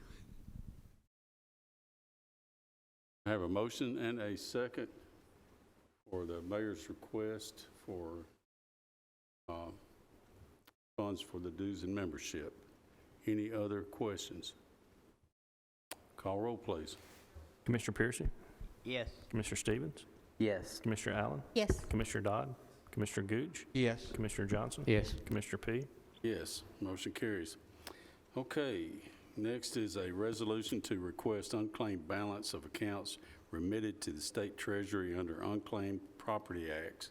And this is something we routinely do. Yes, we do it once a year, and this is the request to remit it back to the county, basically. Heard the request, do I hear a motion for them to give us back our money? Motion to approve. Thank you, Commissioner.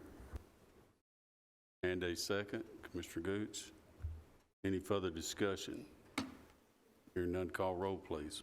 Commissioner Piercy? Yes. Commissioner Stevens? Yes. Commissioner Allen? Yes. Commissioner Dodd? Yes. Commissioner Gooch? Yep. Commissioner Johnson? Yes. Commissioner P? Yes, motion carries.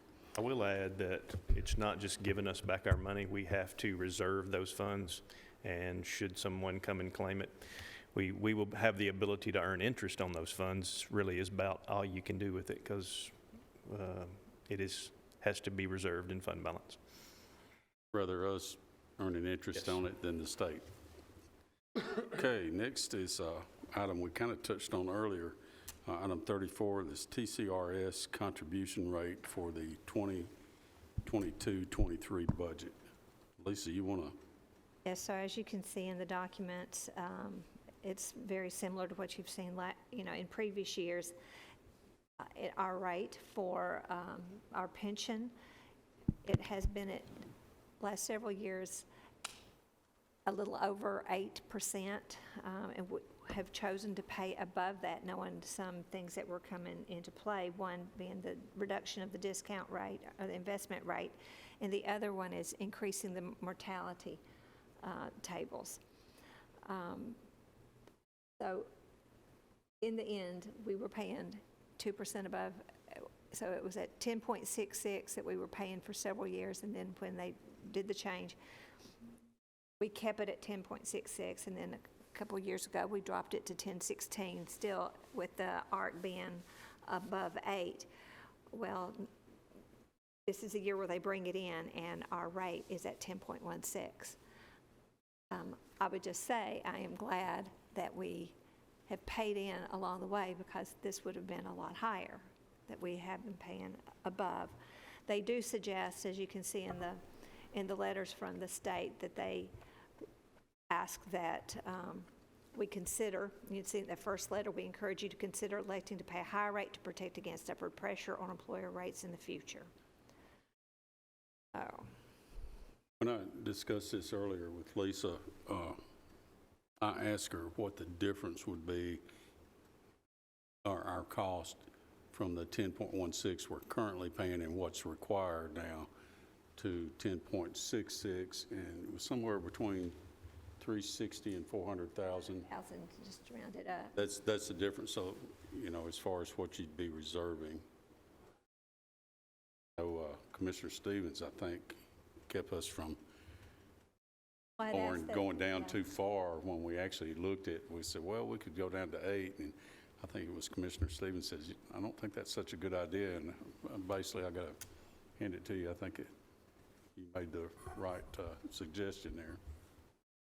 I do have a question about this. If it made 25.6% last year and our rate went up, what happens if it only makes 6% next year? What's our rate going to do then? Oh, well, hopefully, it's going to be adjusted every year. If that discount rate goes down, investment rate of the assets that's in the plan, then they're going to ask us to contribute more. So that's, hopefully they'll keep it there a couple years. I I think, average the losses over several years. It's not all a hit in one. But I think that was a pretty big jump from the 8 to 10, 2%. Well, that's very frightening, considering it made 25.6 on its investments this year. If it only makes 6% next year, that could be another big jump if we stay with this. I mean, they had said that they were going to reduce it. Let's see, page 1 of it talks about the new actuarial assumptions. And based on their trustees, the study resulted in the board approving a reduction in investment return assumption from 7.25 to 6.75.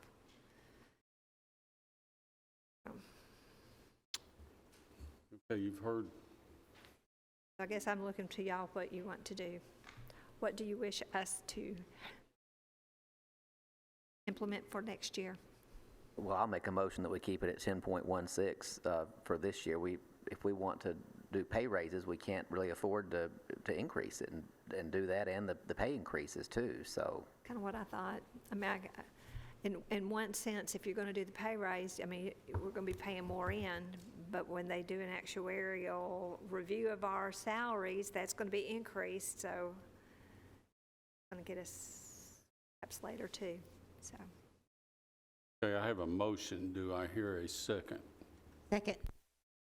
All right, I have a motion and a second to keep the rate the same, which is 10.16. Any further discussion?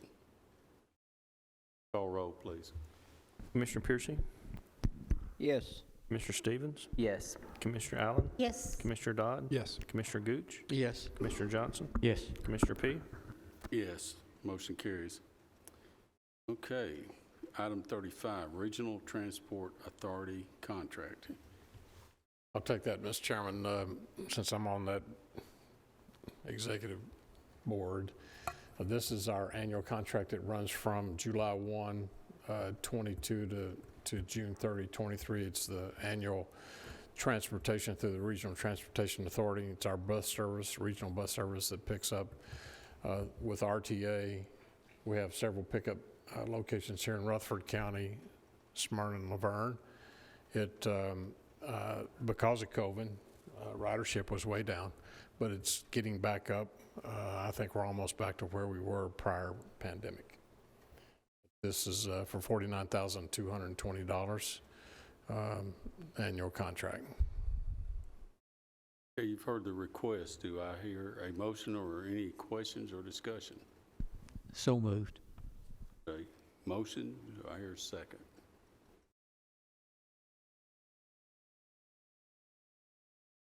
Second, Commissioner Gooch. Any further discussion? Call roll, please. Commissioner Piercy? Yes. Commissioner Stevens? Yes. Commissioner Allen? Yes. Commissioner Dodd? Yes. Commissioner Gooch? Yes. Commissioner Johnson? Yes. Commissioner P? Yes. Okay. Gets us down to our last item, and I'm going to ask Sonia if you would come back up. And you can have a seat and grab a mic if you prefer, or you can, there you go. There you go. Thursday night with y'all. That's right. So, what I was saying earlier. So,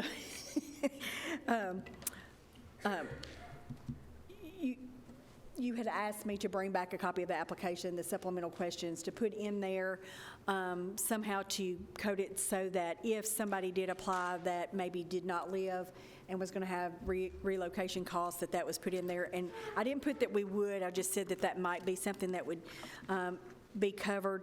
The questions on here, I worked together with Lisa, looking through not only her job description, but I just really wanted somebody, when they were filling out the application, to get a feel like what some of the higher levels, not like what she does, all the minutia of the little things that she does every day, but these are some of the higher level things that the person would be involved in to find out where their skills are as far as it goes to the public accounting positions that they may have. And so I don't know if what my understanding was is that you would tell me what to post the position at what salary rate. That was going to be the discussion, and that you wanted me to post it based on my notes on April 11th and run it for 30 days, and then at that point see if any applications came in. And so that's what I brought forth to you tonight, to see if there's anything additional you would like for me to do, and then what salary you would like me to post it at. Well, I think we have a motion and passed last time that we would actually use this timetable, which was April 11th, and post it for 30 days, which gets us past our primary period. But what we do need to decide for her, for posting purposes, is salary that, or at least the salary range that we would be posting.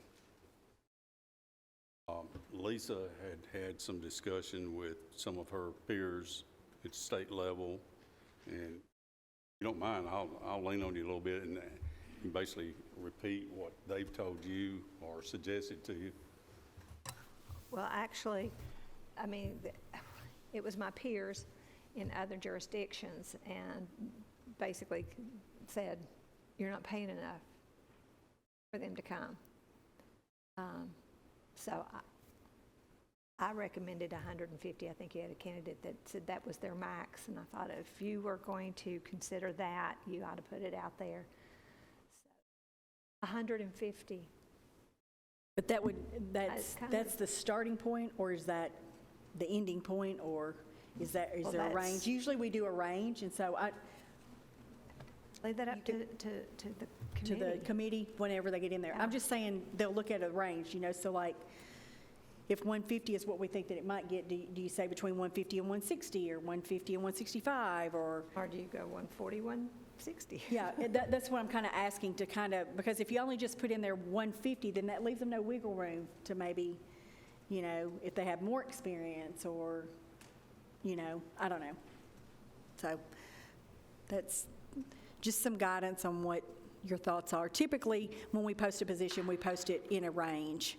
So that way, if somebody comes in with less experience, then maybe good idea. That you would have somewhere to go. But if they have more experience, then somebody, it might call a larger salary that might interest somebody who had more experience than others. So I don't know.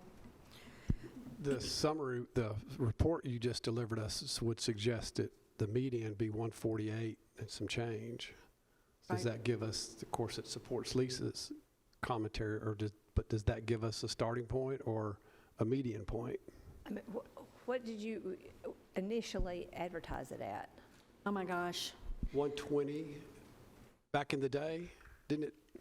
I can't remember. Was 120 I thought it was more like 116 to something. I don't know. It was okay. to so like that 120 may have been the average. 118 was the max, I think, wasn't it? That was step 10, I think, maybe? No, I just had 120 may have been the max. That number was what I recall. Somewhere in your mind, came yeah. away with. Yeah, we had some discussion in the 120 range. So does anyone have a number? 150 has been suggested as at least a starting point or a range. And I think Commissioner Dodd's got a good observation there as far as looking at the salary study there. That's a mean or an average for the... And I don't know what does that median tell us? Does that tell us where... I did the $71 times 2,080 hours is 148,000. So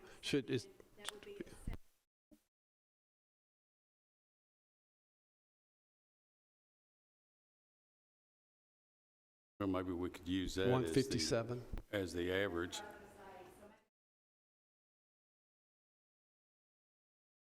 I would say, because the 6%, if you did, I mean, I'm just making some. Okay, so 140, thank you, Mark.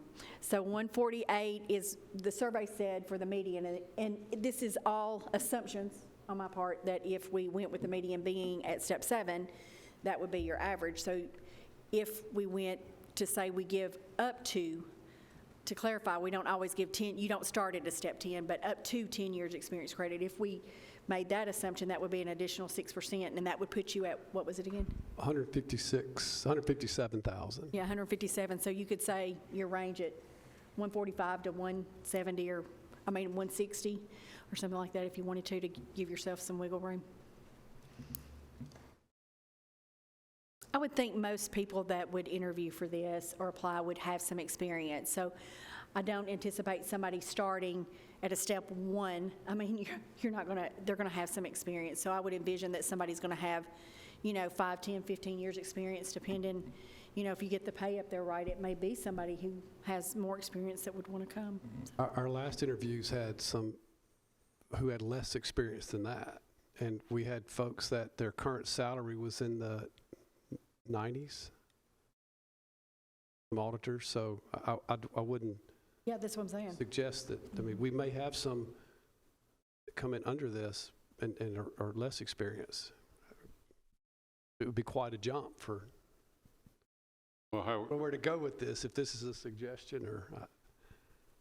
I was going to ask you if you wanted to make that a motion, but I think that we do need some wiggle room as far as experience goes.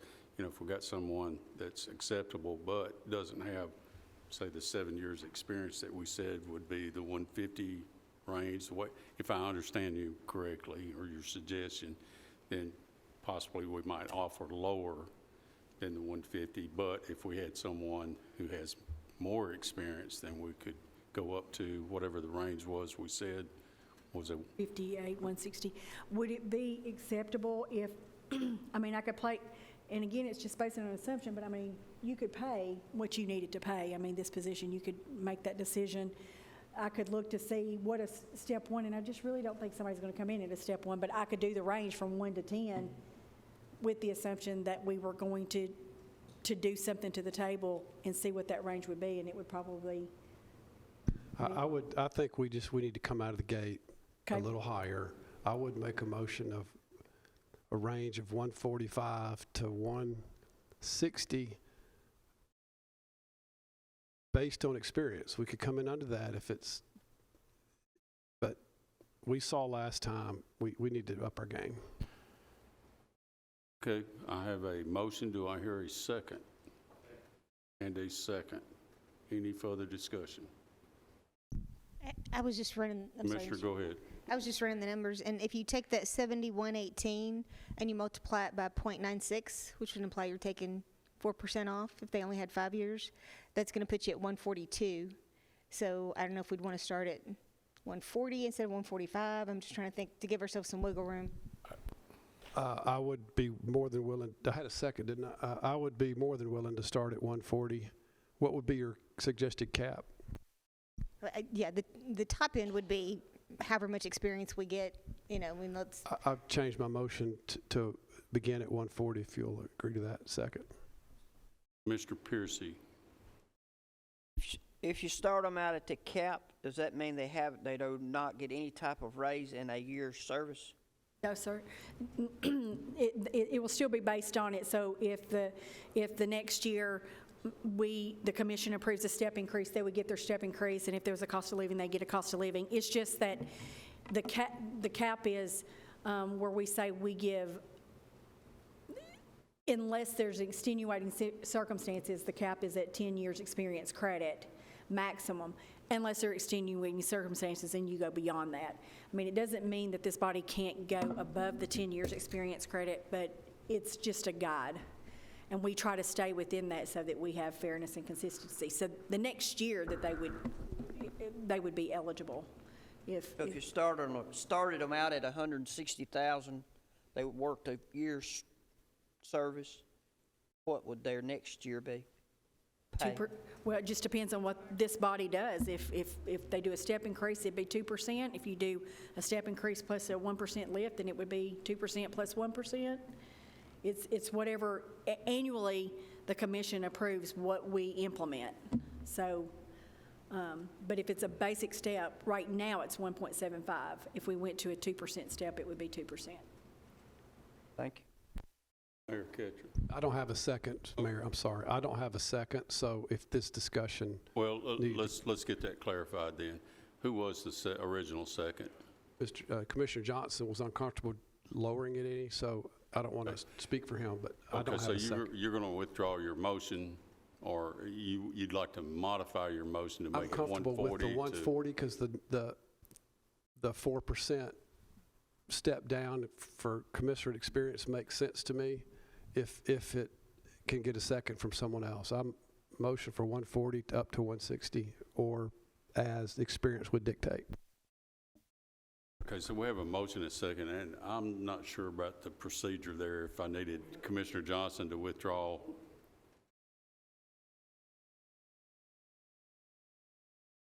Okay. Because I can't undo a motion, so. I understand. Well, Yeah. you've withdrawn your motion, so, without a motion, the second's not going to do anything for me right now. So down to 140 with. So his range is 140 to 160, the way I understand the motion, and second.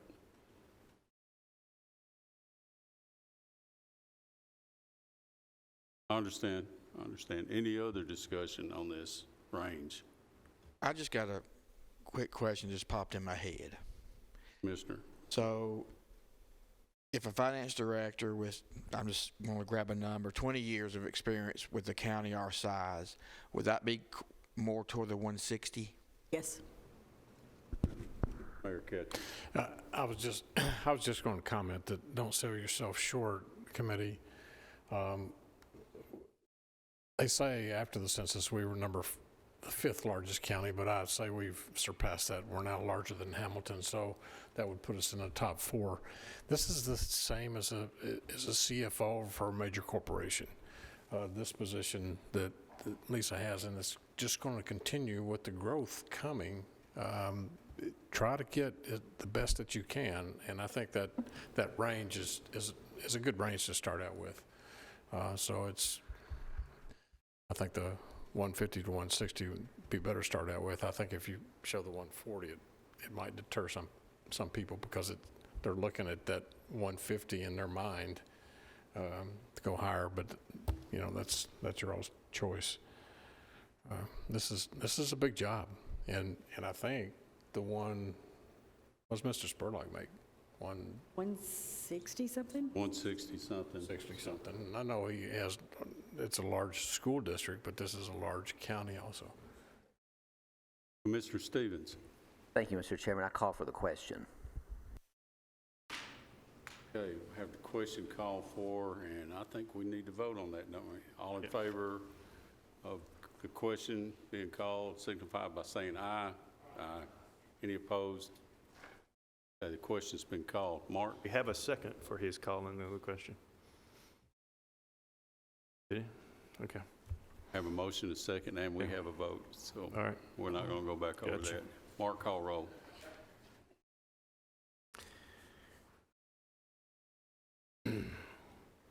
Commissioner Piercy? Yes. Commissioner Stevens? Yes. Commissioner Allen? Yes. Commissioner Dodd? Yes. Commissioner Gooch? Yes. Commissioner Johnson? Yes. Commissioner P? Yes, I want to say something, and then Sonia has also a comment.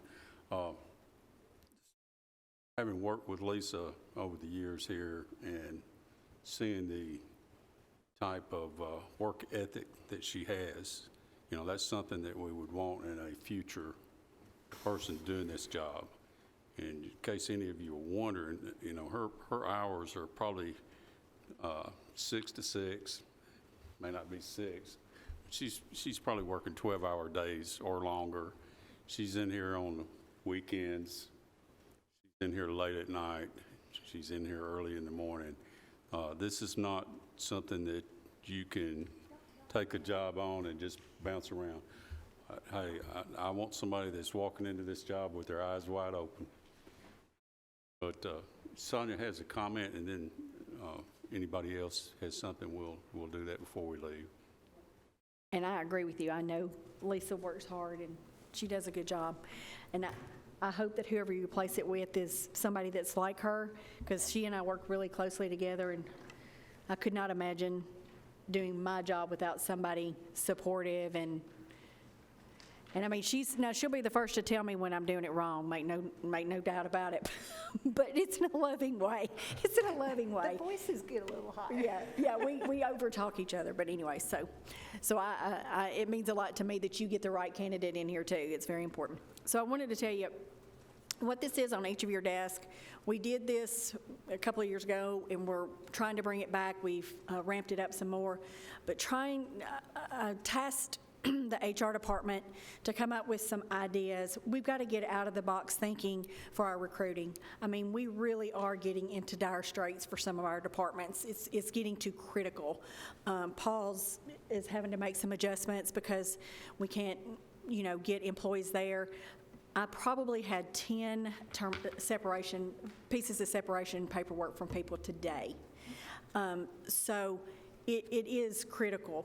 So we're trying to think, how can we do better in recruiting? Because going to job fairs, sending an employee or two employees to a job fair and sitting there for 8 hours or 10 hours and getting one applicant is just not a wise use of our dollars.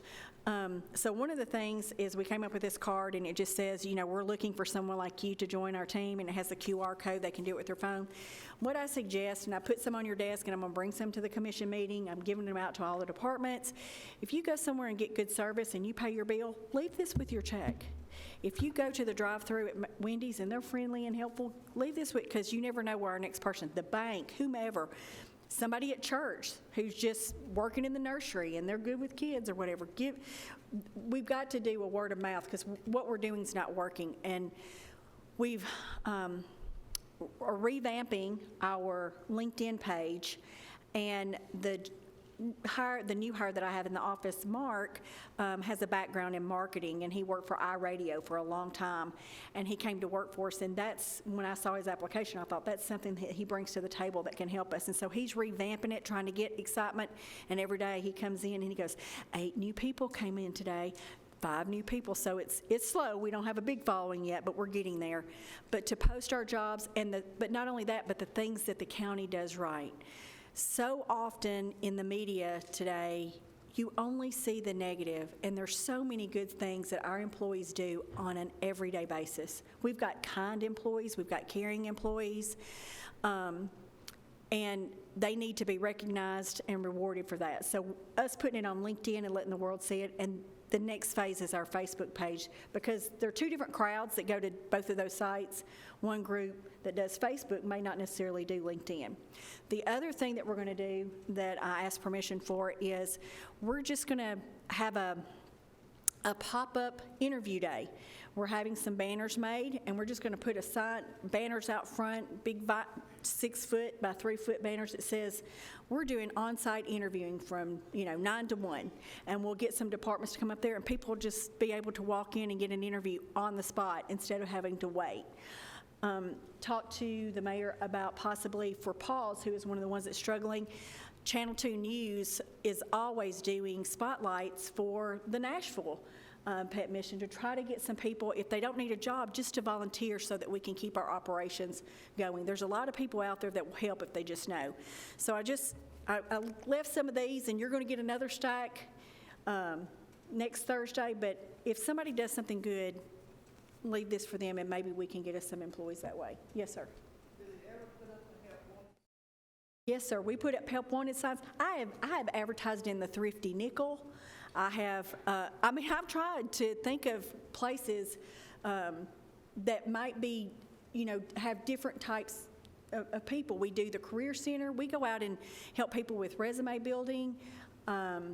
I did mock interviews today to help people who haven't interviewed before or in a while. I do mock interviews. We just try to do a lot of different things. Yeah, it's on Channel 19. We're on Indeed, and when a posting stays up, so every time you post a job, it goes to the top of the list. So if we're not getting applicants, we'll close the job and reopen it so it goes back to the list. I mean, we're literally, we've gone to lots of job fairs, but we're just not getting the applicants from the job fairs. So we are very open to any ideas, but we're trying to be more creative. Reached out to MTSU, going to the animal sciences out there. People are going to be graduating, and school's going to be out for the summer, and anybody that lives here is going to need a part-time job. So we're going to the animal sciences program, the criminal justice program, and talk to their students. The business program to hopefully, maybe get some accounting people. We do need to go to Montlove. That's another good one. Thank you. Yes, in Smyrna. We need to do that. And so just trying to reach out, so that's another good opportunity for us to do that as well. So any ideas that you have, I'm open to them, just trying to be creative. So There's some community blogs that are out there too that are responsible, and I'll send you. I just have one question. As we're looking at the salaries and just sort of updating and revamping all that, have y'all had any conversations about revisiting changing our longevity pay at all? I know that's one of the things that people have kind of said. it's a lot of money. Really easy. Yeah, we calculated it last year, because we had this conversation last year, to what it would cost to go to $50 or what it would cost to go to 75 and 100. I want to say it was like 900,000. Am I guessing wrong? I mean, so 25 to 50, you're doubling it. So, I mean, that would cause some excitement. Like 700,000? I don't know. I'll have it for you. But just what made me think of it is if we're revamping salaries, is it worthwhile to take that money and fold it into salaries and really give healthy salaries, or is it important to keep it separate as longevity? I just don't know. They look forward to that because we pay it the last of November so that they have it for their Christmas It's club. that first November paycheck that we do it, that we pay. So then they can use it if they have layaways or just want to go Christmas shopping. And I mean, and when you think of it, 4 years is $100. I'm not trying, you know, you can get a gift card for a tank of gas, but it's helpful. That's not, I'm not trying to be disrespectful. I'm just saying it's something to help them. And so rolling that $100 into your paycheck is not going to have the same effect, right? In my opinion. Mayor. Sonia had mentioned that one of our departments is in dire straits, and this being the Finance Committee, just I want to put it on your radar. Michael lost one? Lost two today. Lost two animal control officers, two kennel attendants.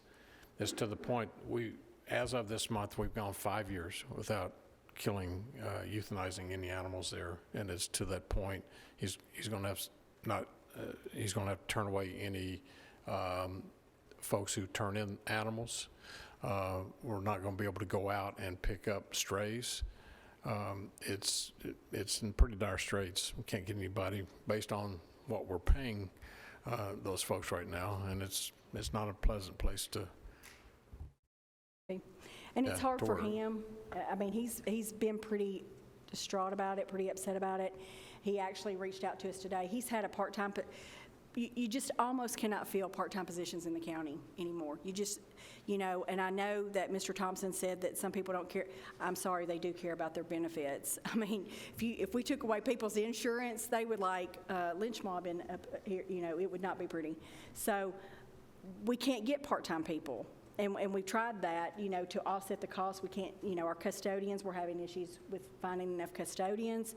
Adam doesn't have them. Convenience center attendants, Bishop struggles with that. So Michael has had, I don't think he has any part-time, he may have 2 part-time kennel attendants right now, but he asked us today, he goes, is there any way, and he's already done his budget, so we said, you'd have to revisit it, but asking to make his kennel attendants full-time, because the kennel attendants are who comes in. They have to be cleaned. Those cages have to be cleaned every day. The pets have to be fed, twice a day, water. They have to be out and exercised. You have to check them for sores to make sure they don't need shots. I mean, it's just a lot of stuff. And so he's feeling really anxious, like maybe he's failed in some ways, but I mean, this is just the nature of what's going on right now. We're not the only ones. Any of you that have a business or out there know that it's, I mean, I'm sure Walgreens has a hard time hiring as well, I'm sure. So many people are getting new houses. They think they need a new puppy with a new house, and then they realize they don't want it, and then they take it back and try to turn it back in, and they're just overwhelmed. So many new people are moving here also that bring their animals with them. We're going, wow, we're in a new town. We don't need this old dog anymore. So it's crazy what's happening to him, and he's very, very frustrated, and I'm concerned that he might bolt on us. I hope not. Any other discussion? As I'm ready to go home, we're adjourned.